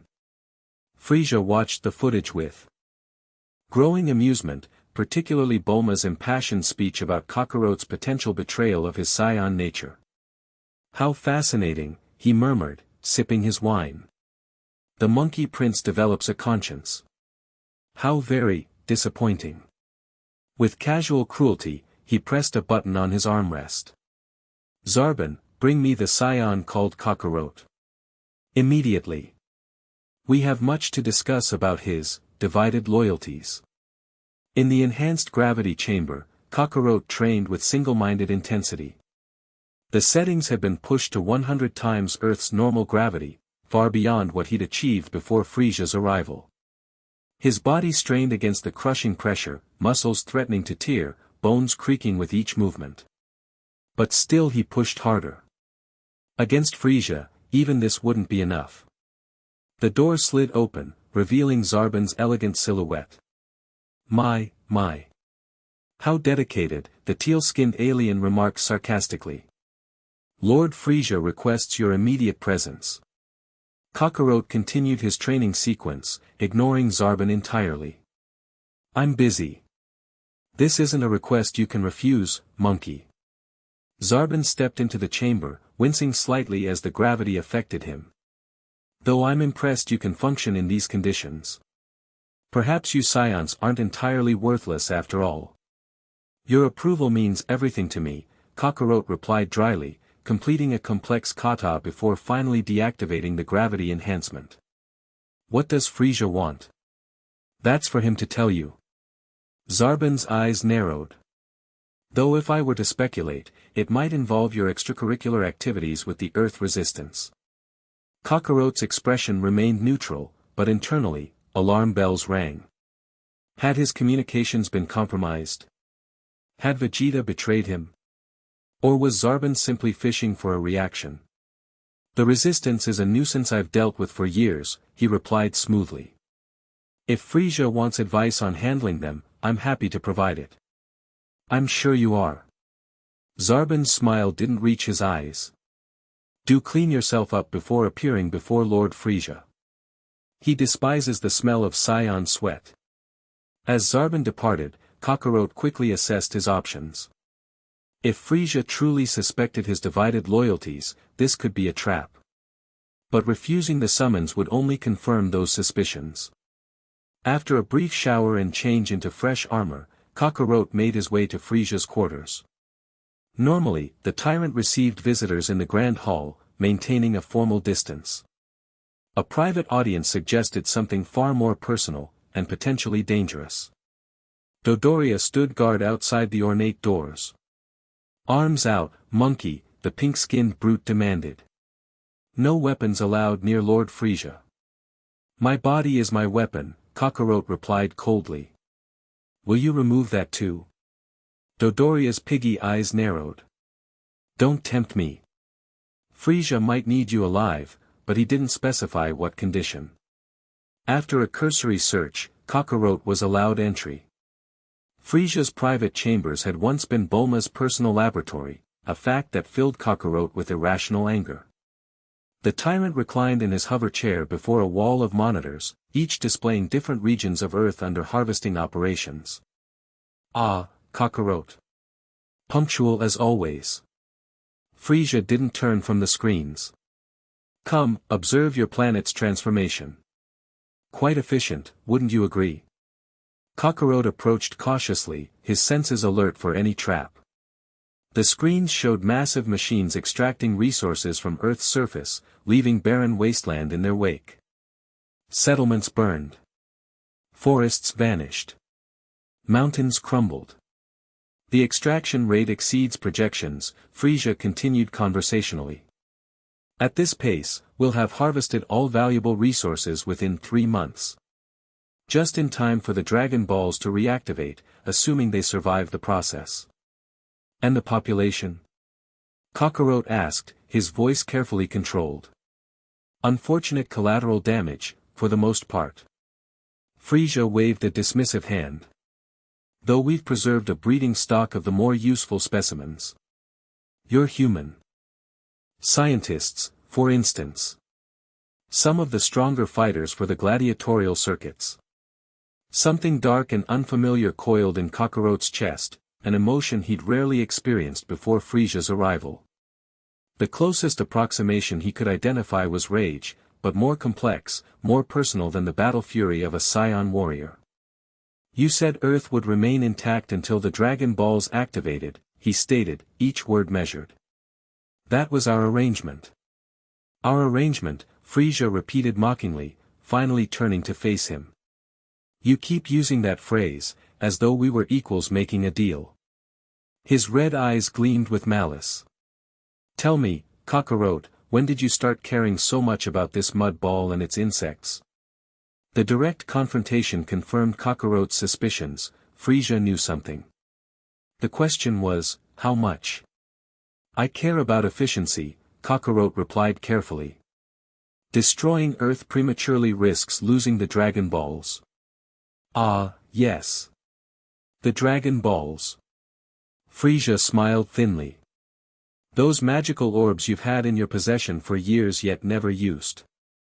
Strange behavior for a true scion, wouldn't you agree? Kakarot remained silent, aware that each response could further incriminate him. No answer. Allow me to speculate then. Frisia's hoverchair circled Kakarot slowly. You landed here as a child, programmed to conquer and destroy. Yet something changed over time. Perhaps it was the lack of scion companionship, perhaps the influence of these humans with their notions of mercy and attachment. The hoverchair stopped directly before Kakarot, bringing Frisia face to face with him. Whatever the cause, the result is the same. You've developed a sentimental attachment to Earth. To specific humans, even. A monitor behind Frisia shifted to display a new image, Bulma's underground laboratory, the resistance fighters planning, her impassioned speech about Kakarot's potential to change. The evidence was damning, irrefutable. Imagine my disappointment, Frisia continued, his voice dropping to a dangerous purr. My perfect little scion weapon, compromised by emotions. How utterly pathetic. Kakarot's mind raced through options, calculations, probabilities. Fighting Frisia directly would be suicide. Running would endanger the resistance further. Denying the evidence would insult the tyrant's intelligence. What do you want? He asked finally. Want? Frisia laughed. I want you to remember what you are, monkey. A tool. A particularly useful tool that I've allowed considerable freedom, but a tool nonetheless. His expression hardened. I want you to prove your loyalty by eliminating this resistance personally. Starting with the blue-haired female who seems to have such faith in your evolution. The request hung in the air between them, a test with no right answer. If Kakarot refused, he confirmed his betrayal. If he accepted, he betrayed Earth, and whatever he had become during his 17 years here. And if I refuse? Kakarot asked, already knowing the answer. Then I'll eliminate them myself, Frisia replied simply. Along with you and every other scion on this planet. Vegeta's suspected rebellion has become tiresome anyway. A familiar energy signature brushed against Kakarot's senses, Piccolo, approaching rapidly. The Namekian must have come to deliver Bulma's message, unaware he was flying directly into Frisia's trap. Kakarot made his decision in that moment. Not a scion decision based on programming or conquest. Not a human decision based on emotion or attachment. Something else entirely, pragmatic yet principled, calculating yet driven by something deeper than mere survival. I'll need access to my pod's original programming, he stated calmly. The Resistance has developed technology that interferes with scion biology. I'll need to counter it before proceeding. Frisia studied him suspiciously. You expect me to believe you'll suddenly turn on these humans after defending them earlier today? I defend what's mine, Kakarot replied, infusing his voice with scion pride. Earth is my conquest. When you accelerated the harvesting without consulting me, you challenged my authority over my own territory. He stepped closer to Frisia, a calculated risk. But I'm not a fool, Lord Frisia. I recognize the greater power. If Earth must be sacrificed, I prefer to be the one who collects the debt. The Resistance is mine to eliminate. For several tense moments, Frisia's expression remained suspicious. Then, gradually, it shifted to amusement. How delightfully scion, the tyrant remarked. Territorial to the end. Very well, Kakarot. You have 3 days to eliminate the key resistance leaders. Prove your loyalty, and perhaps I'll consider preserving more of your precious conquest than originally planned. Generous as always, Lord Frisia. Kakarot bowed with just the right degree of subservience. As he straightened, the tyrant added, "Oh, and Kakarot? I'll be watching your progress personally. Don't disappoint me." The threat couldn't have been clearer. Kakarot nodded once before departing, his mind already formulating the next phase of his plan. He had 3 days to save Earth, not from himself as originally intended, but from a threat he'd inadvertently brought to its doorstep. The irony wasn't lost on him. "He wants you to what?" Vegeta demanded, pacing the secure room where the 4 Scions had gathered. Kakarot had activated every counter-surveillance measure Bulma had designed, but they all knew their privacy was likely an illusion. "Eliminate the resistance," Kakarot repeated. "Starting with Bulma." "And you agreed?" Raditz looked genuinely confused. "After all your talk about protecting Earth?" Nappa grunted dismissively. "Smart move. Better to kill a few humans than face Frisia's wrath." "It's not about killing humans," Kakarot corrected. "It's about buying time. 3 days to implement the resistance plan." "What plan?" Vegeta stopped pacing, eyes narrowed suspiciously.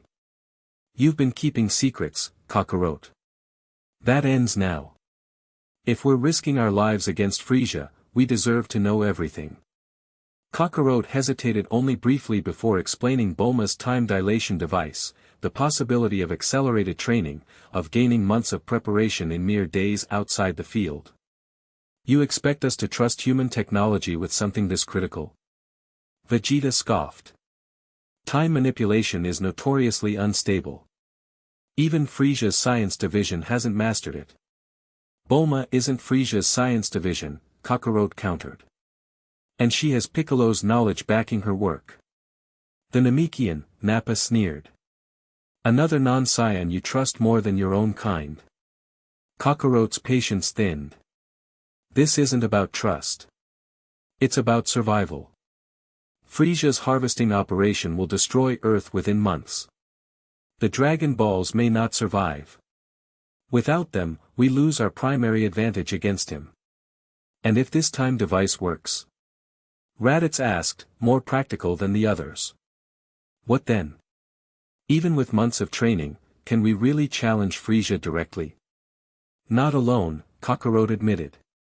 "But together, combining Scion power with Earth's fighters and technology, we have a chance." Vegeta studied him with calculating eyes. "You're asking us to fight alongside humans against Frisia. To potentially die for a planet that isn't ours." "I'm asking you to fight for survival," Kakarot corrected. "Yours. Mine. Everyone's." A tense silence fell as the Scions considered their options. Despite their warrior culture, they weren't fools.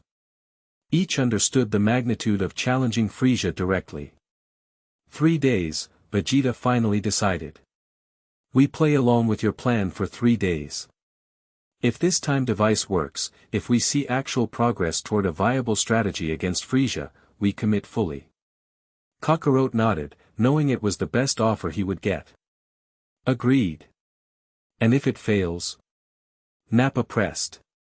"If this is just a human fantasy?" "Then we do exactly what Frisia wants," Vegeta answered before Kakarot could. "We eliminate the resistance, pledge our loyalty, and bide our time for a better opportunity."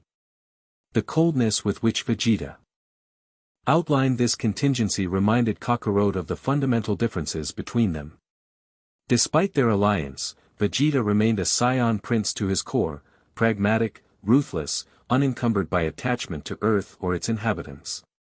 What did it say about Kakarot that he could no longer claim the same purity of Scion purpose? "We should move separately," he decided. "Maintain the appearance of hunting the resistance while actually coordinating with them. Frisia expects results by the 3rd day, so we stage a confrontation then, either the real battle if we're ready, or a convincing elimination if we're not."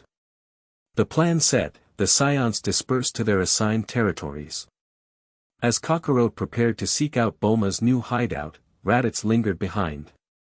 "Brother," he said hesitantly, "I've been meaning to ask, if you had used the Dragon Balls years ago, what would you have wished for?" The question caught Kakarot off guard. Why ask now?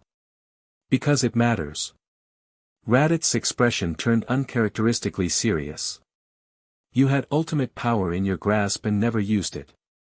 I want to understand why. Kakarot considered deflecting, but something about the moment, perhaps the looming confrontation with Frisia, perhaps his own evolving identity, compelled honesty. I don't know, he admitted. At first, I kept them as a contingency. Later, the timing never seemed right. There was always more to conquer, more to build. To build, Raditz repeated thoughtfully. Not a very Scion motivation. No, Kakarot agreed. It's not. They shared a look of understanding before Raditz departed, leaving Kakarot alone with his thoughts. What would he have wished for, if he'd summoned the dragon? Power? Immortality?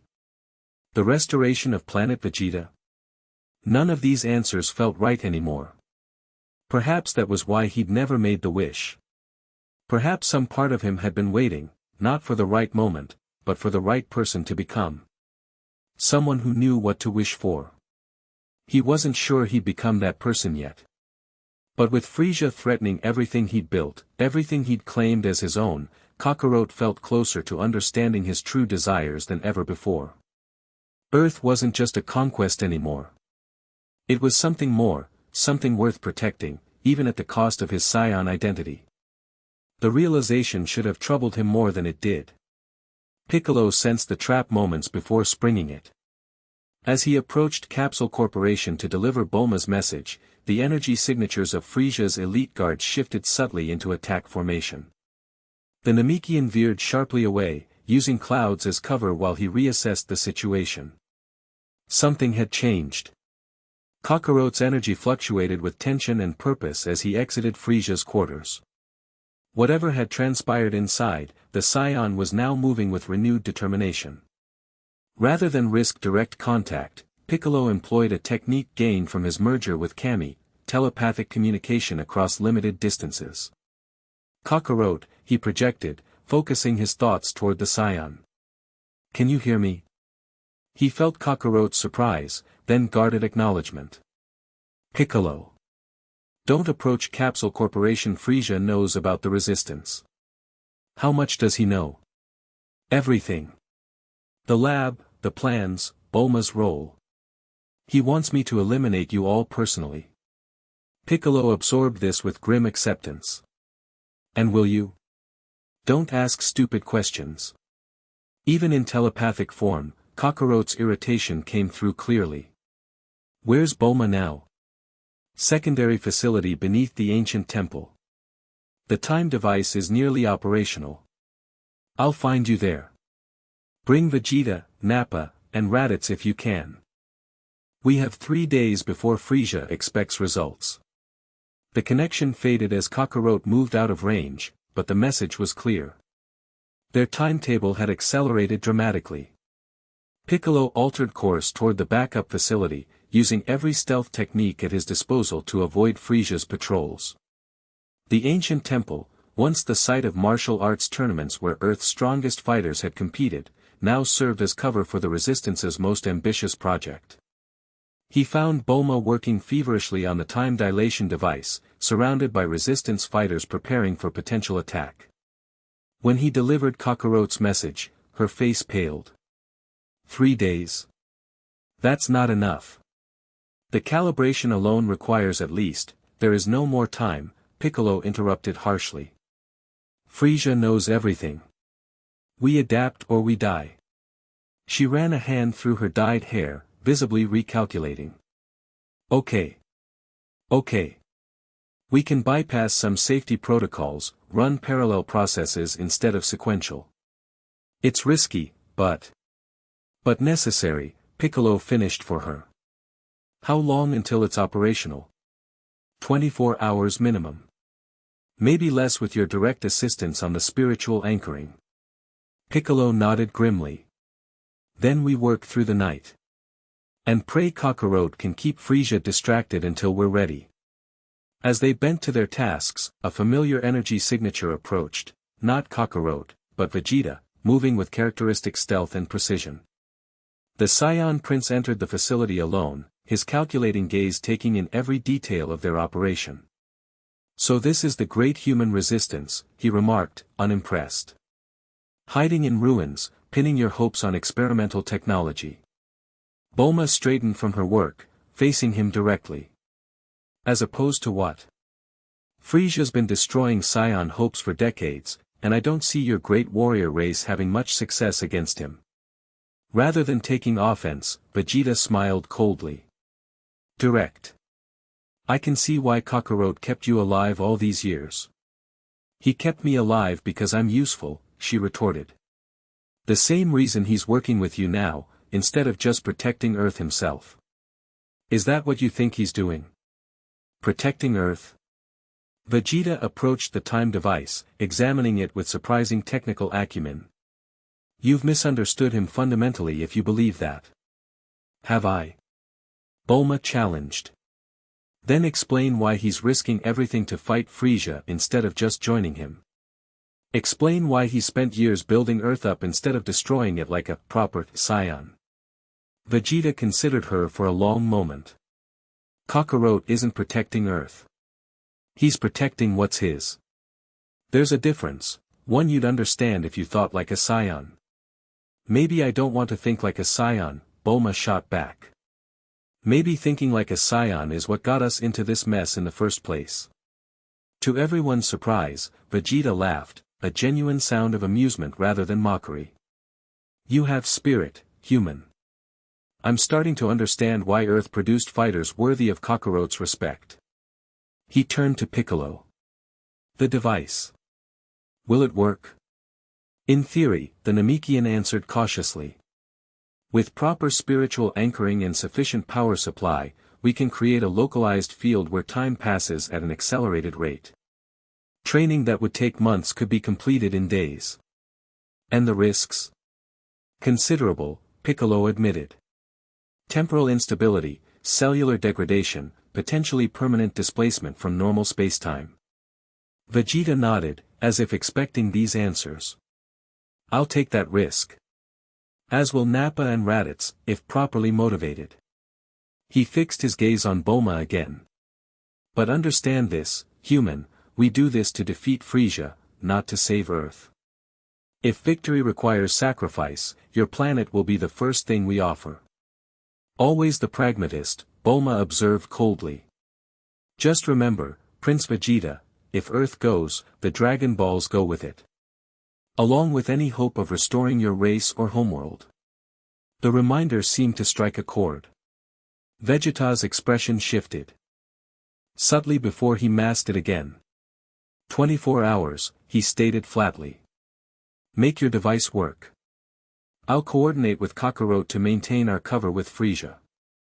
As he departed, Piccolo exchanged a meaningful glance with Bulma. He's right about one thing, the Namekian observed quietly. Kakarot's motivations may not be what you hope. I don't need him to be a hero, Bulma replied, returning to her work. I just need him to choose Earth over Frisia. The rest, we'll figure out later. If there is a later. Kakarot moved methodically through West City's ruins, publicly searching for resistance members while secretly eliminating Frisia's surveillance devices. Each destroyed probe bought the resistance precious minutes of privacy, though he knew the reprieve was temporary at best. His scouter beeped, signaling an incoming transmission. Target acquired in Sector 7, came Nappa's gruff voice. Resistance fighters spotted near the old tournament grounds. The message was coded, Nappa confirming he'd located the temple facility and would maintain surveillance without engaging. Good. The pieces were coming together. Understood, Kakarot responded. Continue tracking. I'll join you after sweeping the eastern quadrant. As he deactivated the scouter, a familiar energy signature flickered at the edge of his senses, faint but distinctive. Krillin, moving with surprising stealth for a human, approached from behind. Your resistance friends need better training in suppressing their energy, Kakarot remarked without turning. I sensed you 3 blocks ago. Maybe I wanted to be sensed, Krillin replied, stepping from the shadows. Despite his injuries from Frisia's interrogation, the former monk moved with the fluid grace of a trained martial artist. Bulma sent me with specifications for the time chamber. She needs Scion biological data to calibrate the field properly. He held out a small device, one of Bulma's specialized scanners. Kakarot took it, quickly reviewing the requirements. This is invasive, he observed, noting the cellular and genetic markers the device would collect. Why does she need such detailed information? The time dilation affects different species differently, Krillin explained. Humans, Namekians, Scions, will all experience the field uniquely. Without proper calibration, some of us might age years while others only experience months. Kakarot activated the scanner, allowing it to collect the required data. How's progress on the device? Accelerated, thanks to Piccolo and Vegeta's unexpected cooperation. We're looking at initial testing in 12 hours, full operation in 20. We might not have 20, Kakarot warned. Frisia's growing impatient. He's demanding results by tomorrow evening at the latest. Krillin absorbed this with remarkable calm. Then we'll be ready by tomorrow evening. Kakarot studied the human fighter with newfound respect. Despite knowing he faced enemies far beyond his power level, Krillin showed no fear, only determination and focus. You've changed, Kakarot observed. All of you. When I first conquered Earth, humans cowered before superior strength. Now you stand against Frisia himself without flinching. Krillin's expression hardened. We had a good teacher. Years of fighting against you prepared us for this moment. Ironic, isn't it? Efficient, Kakarot corrected, though something like amusement flickered in his eyes. I trained Earth's defenders without intending to. And now we're allies. Krillin shook his head in disbelief. If someone had told me 10 years ago I'd be working with the Scion who conquered our planet. Temporary allies, Kakarot reminded him, though the qualification felt increasingly hollow. Against a common enemy. Right. Krillin's knowing smile suggested he didn't believe the distinction any more than Kakarot did. Just remember something when all this is over, Kakarot. If we win, when we win, Earth will remember who stood with us against Frisia. Even if that someone started as our conqueror. The implication was clear. Earth after Frisia might have a place for Kakarot, if he chose it. Not as ruler, not as conqueror, but as something else entirely. The possibility stirred unfamiliar emotions he wasn't ready to examine. Take the scanner back to Bulma, he said instead, returning to practical matters. Tell her to accelerate the final calibrations. I'll join you at the temple tonight with the other Scions. As Krillin departed, Kakarot felt another presence approaching, this one far more dangerous. He turned to find Zarbon watching from the rooftop of a nearby building, his elegant features arranged in a knowing smirk. Fascinating conversation, Frisia's lieutenant remarked, floating down to street level. Especially the part about being allies with the resistance. Kakarot's expression revealed nothing. Gathering intelligence. The most efficient way to eliminate an enemy is to understand them first. Of course. Zarbon circled him predatorily. And that scanner you just handed over? Another intelligence-gathering tool, I presume. Precisely. Kakarot met the alien's suspicious gaze without flinching. Bulma Briefs is developing new technology. Understanding its capabilities is crucial before neutralizing her. How thorough. Zarbon's voice dripped with sarcasm. Lord Frisia will be fascinated by your methodology. Kakarot knew a threat when he heard one. Zarbon was gathering evidence, building a case against him. Time was running out faster than anticipated. Report what you wish, Kakarot replied coldly. Results speak louder than methods. By tomorrow night, the resistance leadership will be eliminated. Tomorrow night? Zarbon raised an elegant eyebrow. Lord Frisia expects progress reports by morning. Then he'll have them. Kakarot turned away, projecting confidence he didn't entirely feel. Some of us prefer efficiency over theatrical displays of loyalty. As he walked away, he sensed Zarban's power level fluctuate with anger and suspicion. The lieutenant wouldn't be satisfied with explanations anymore. Direct action would follow, likely sooner than tomorrow morning. Which meant their timetable had just shrunk from 20 hours to perhaps 12. Maybe less. Kakarot activated his secure communicator, contacting Vegeta directly. "Accelerate everything," he ordered without preamble. "Zarban knows." "How much?" came the prince's terse reply. "Enough. We move tonight. Be ready." The die was cast.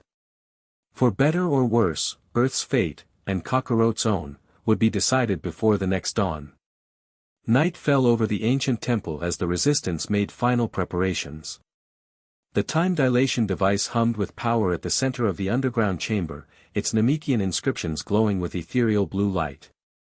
Piccolo stood before it in deep meditation, channeling Kami's spiritual energy to stabilize the temporal field. Final calibrations complete, Bulma announced, her voice strained from hours of non-stop work. "Field integrity at 87% and holding. It's as ready as it's going to get."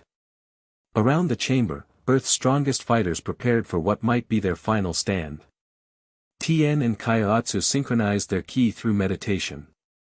Launch cleaned an arsenal of specialized weapons designed to disrupt alien energy signatures. Yamcha helped Krillin with last-minute adjustments to new battle armor Bulma had designed. The atmosphere was tense but focused, the culmination of years of resistance against first Kakarot, then Frieza. "Any word from our Saiyan allies?" Tien asked, opening his three eyes. "Nothing since Kakarot's warning about Zarban," Bulma replied, checking her communicator again.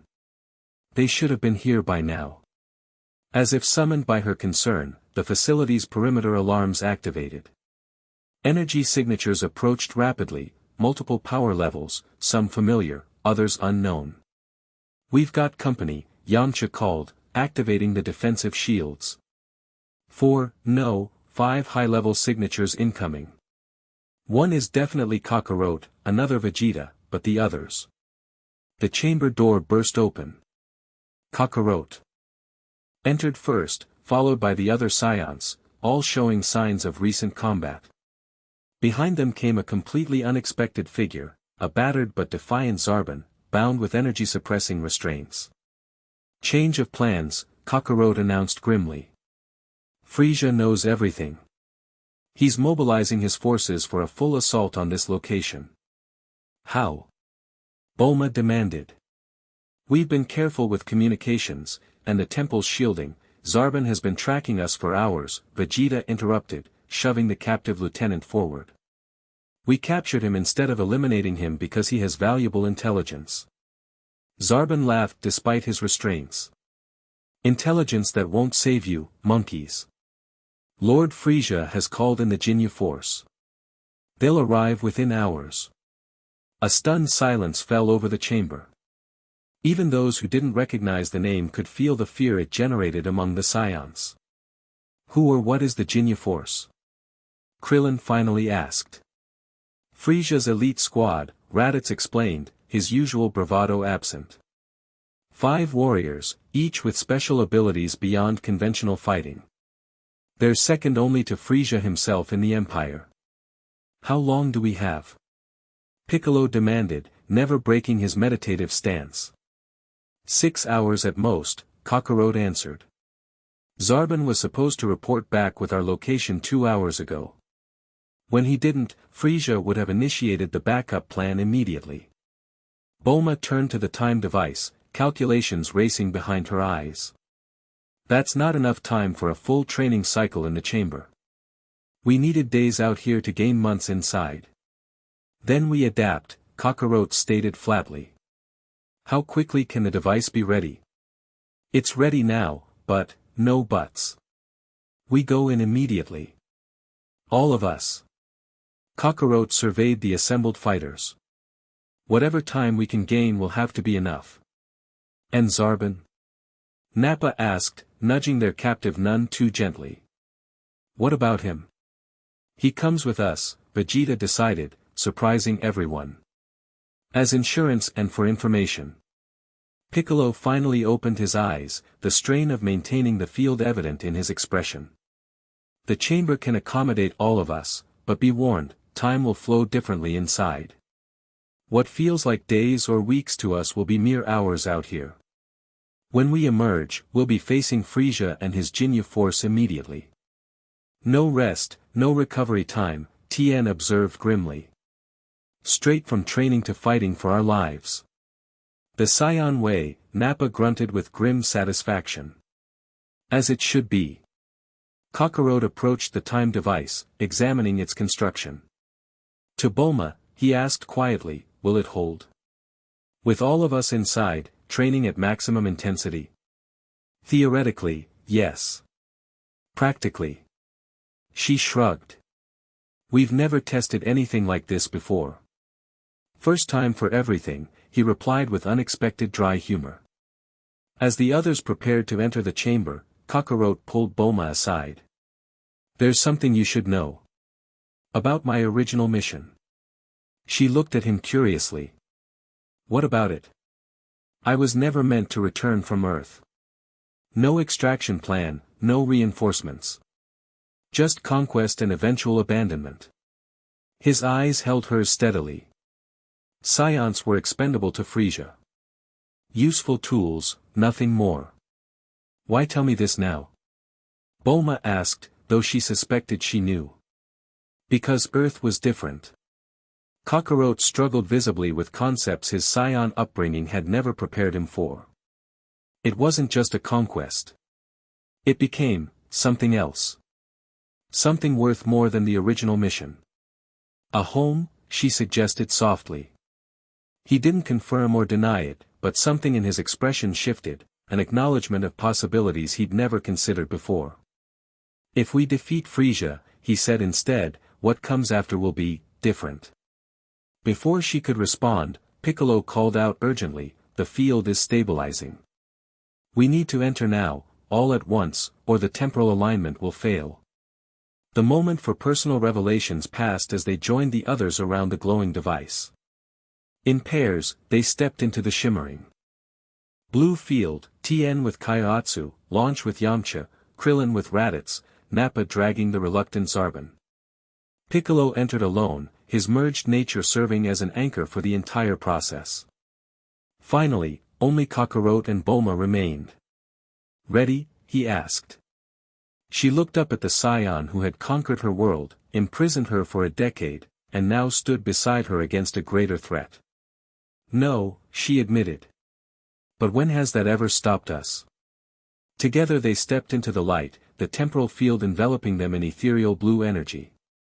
The last thing they heard from the outside world was a distant explosion as Frieza's forces began their assault on the temple above.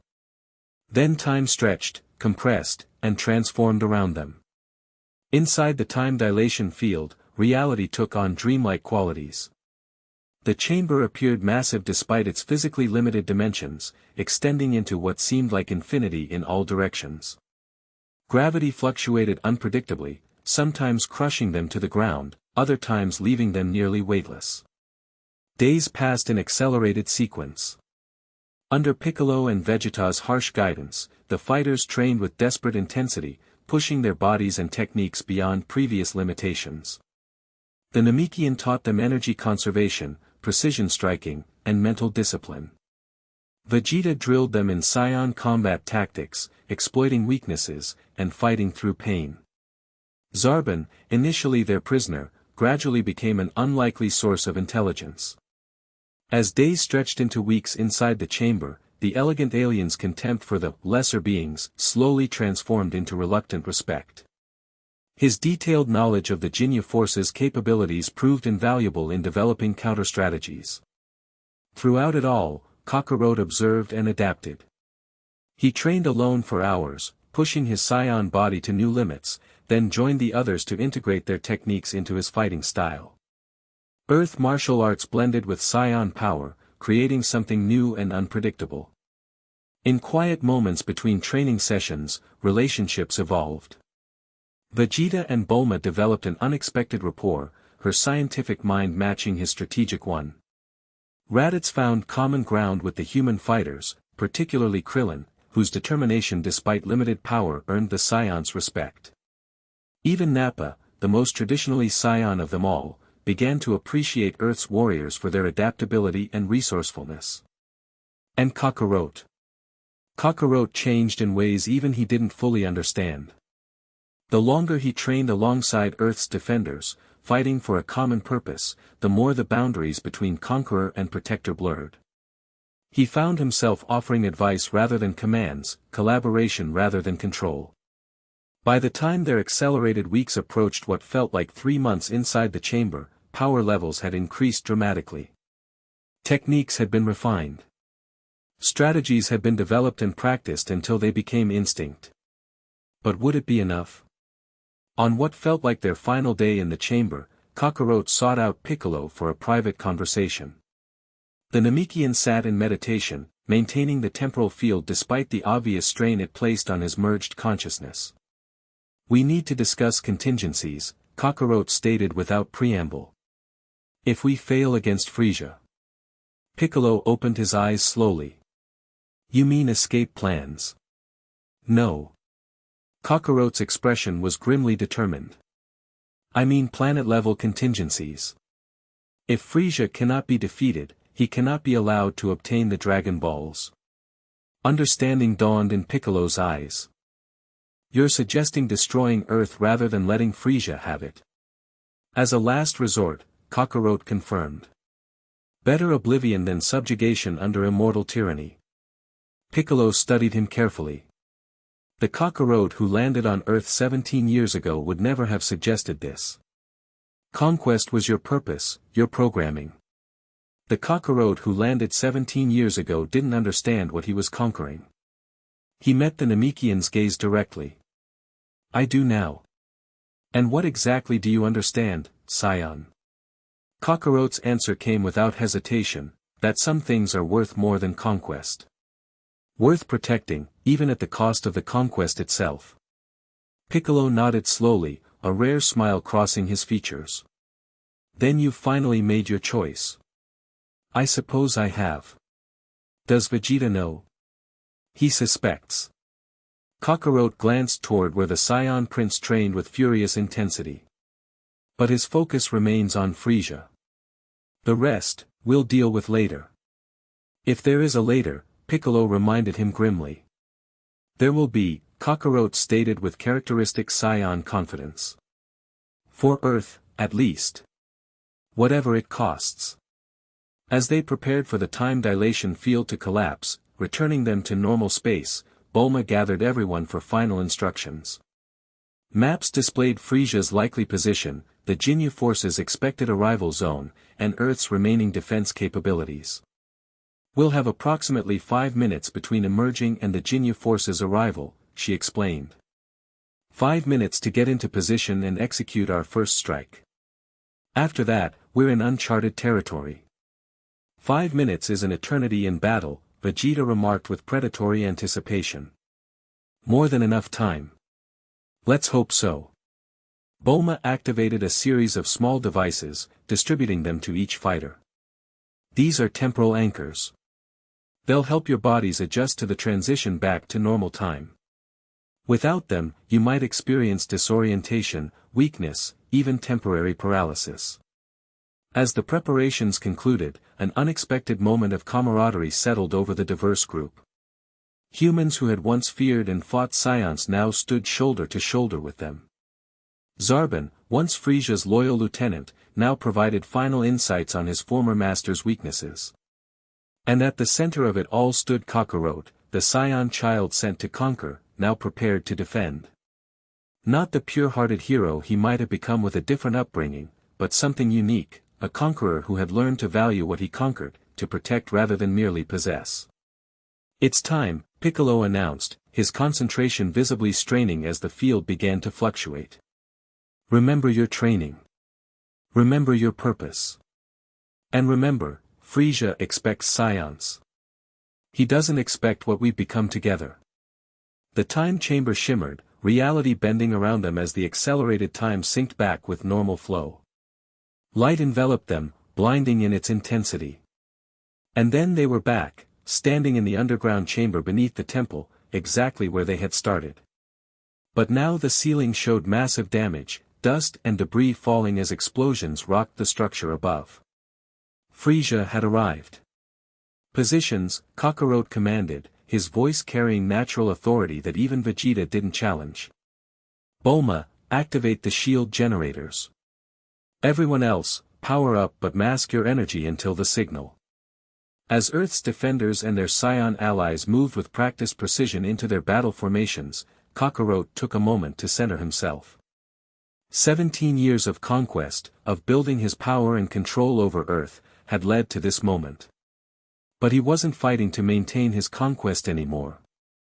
He was fighting for something greater, the right of Earth to exist on its own terms, free from Frisia's tyranny or even his own.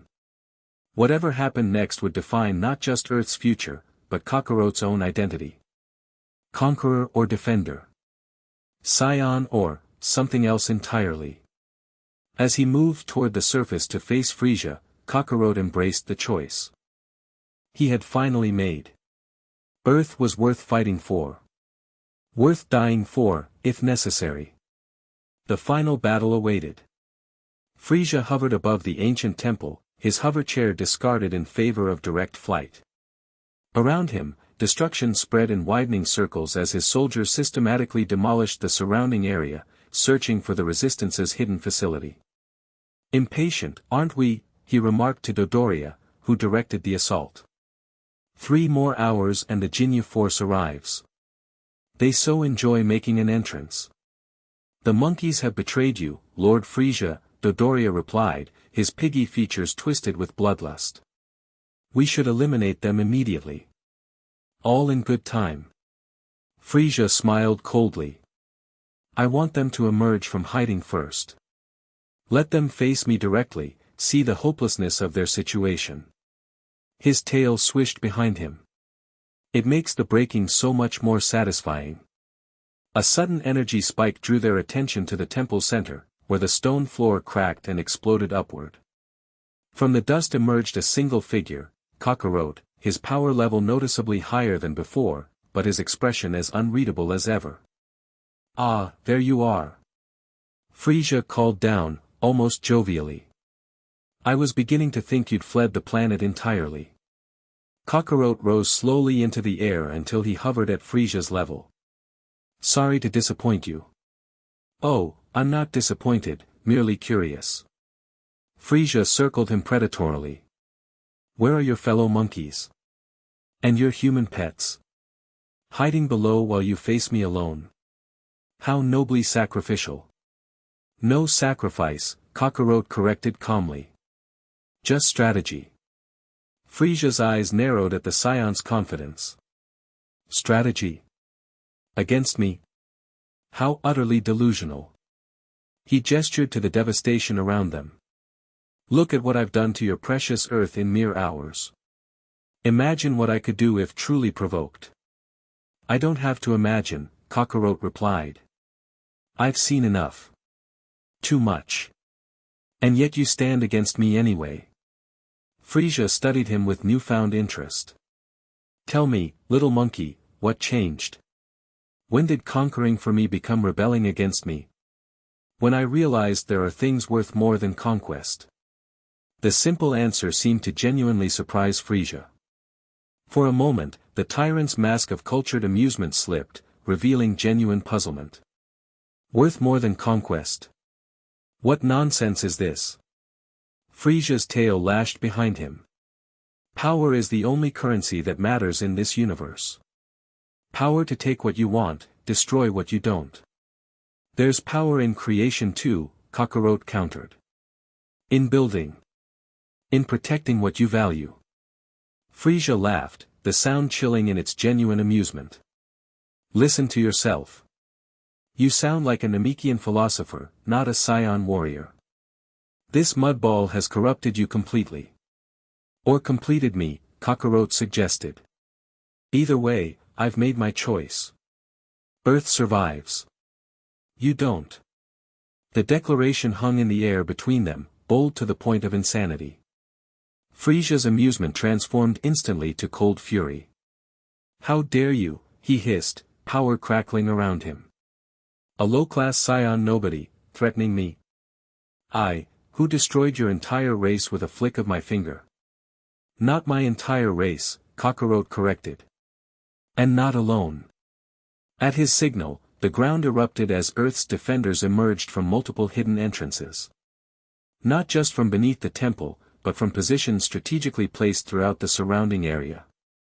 The humans, Piccolo, the Scions, and even Zarbon, all powering up simultaneously in a display that caused Frisia's scouter to explode from the sudden energy surge. "What?" Frisia gasped, genuine shock breaking through his composure. When did you?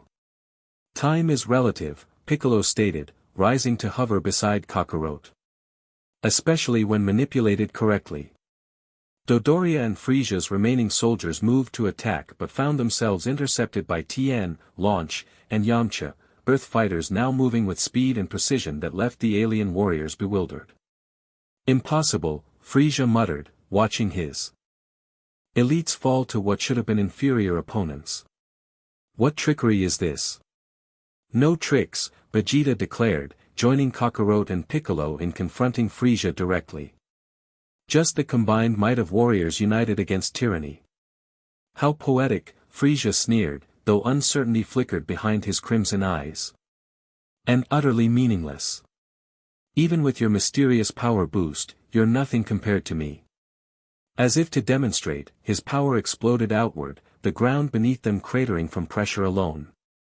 "I haven't even begun to show my true form, my true power. This is merely the beginning." "Then begin," Kakarot challenged, dropping into his battle stance, a hybrid of Earth martial arts and Scion aggression. "Show us everything. We're ready." And they were. 3 months of accelerated training inside the time chamber had prepared them not just physically but strategically. They knew Frisia would transform, knew each form would bring exponential power increases. Their plan accounted for this, using the tyrant's arrogance against him. "As you wish," Frisia smiled cruelly. "But remember, monkey, you asked for this."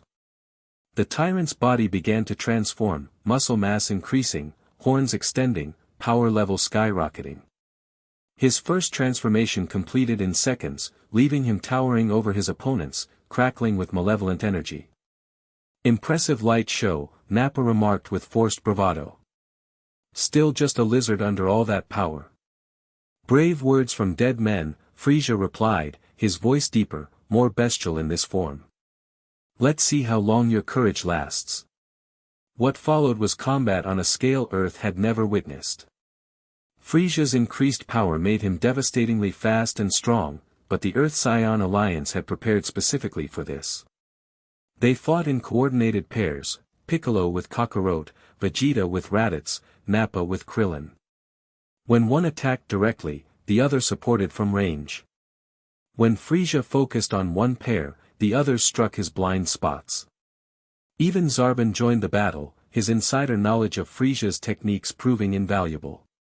The former lieutenant had made his choice during those months in the time chamber, better a future of uncertainty than continued servitude to a master who had never valued him. For a time, they maintained the advantage. Frisia, unused to coordinated opposition, struggled against their synchronization and strategic attacks. Blood trickled from cuts on his transformed body, his breath came harder, his movements grew more desperate. Then, as they had anticipated, he transformed again. "Enough games," Frisia snarled, his body contorting and shrinking into his third, more compact form. "I see I've been too generous, allowing you to believe you stood a chance." The power that exploded from his new transformation sent everyone flying backward, buildings crumbling for miles around from the shockwave alone. When the dust settled, Frisia stood in his sleeker, more dangerous form, smaller but radiating destructive energy that dwarfed his previous states. "Now," he said with terrible calm, "let me show you true despair." What followed was slaughter. One by one, Earth's defenders fell before Frisia's overwhelming power. Nappa, attempting to protect Krillin, took a death beam. "Something went wrong with this response, please try again." Begin creating the upcoming chapter. The end. Thank you for watching this video. Please be sure to subscribe to our channel and like this video.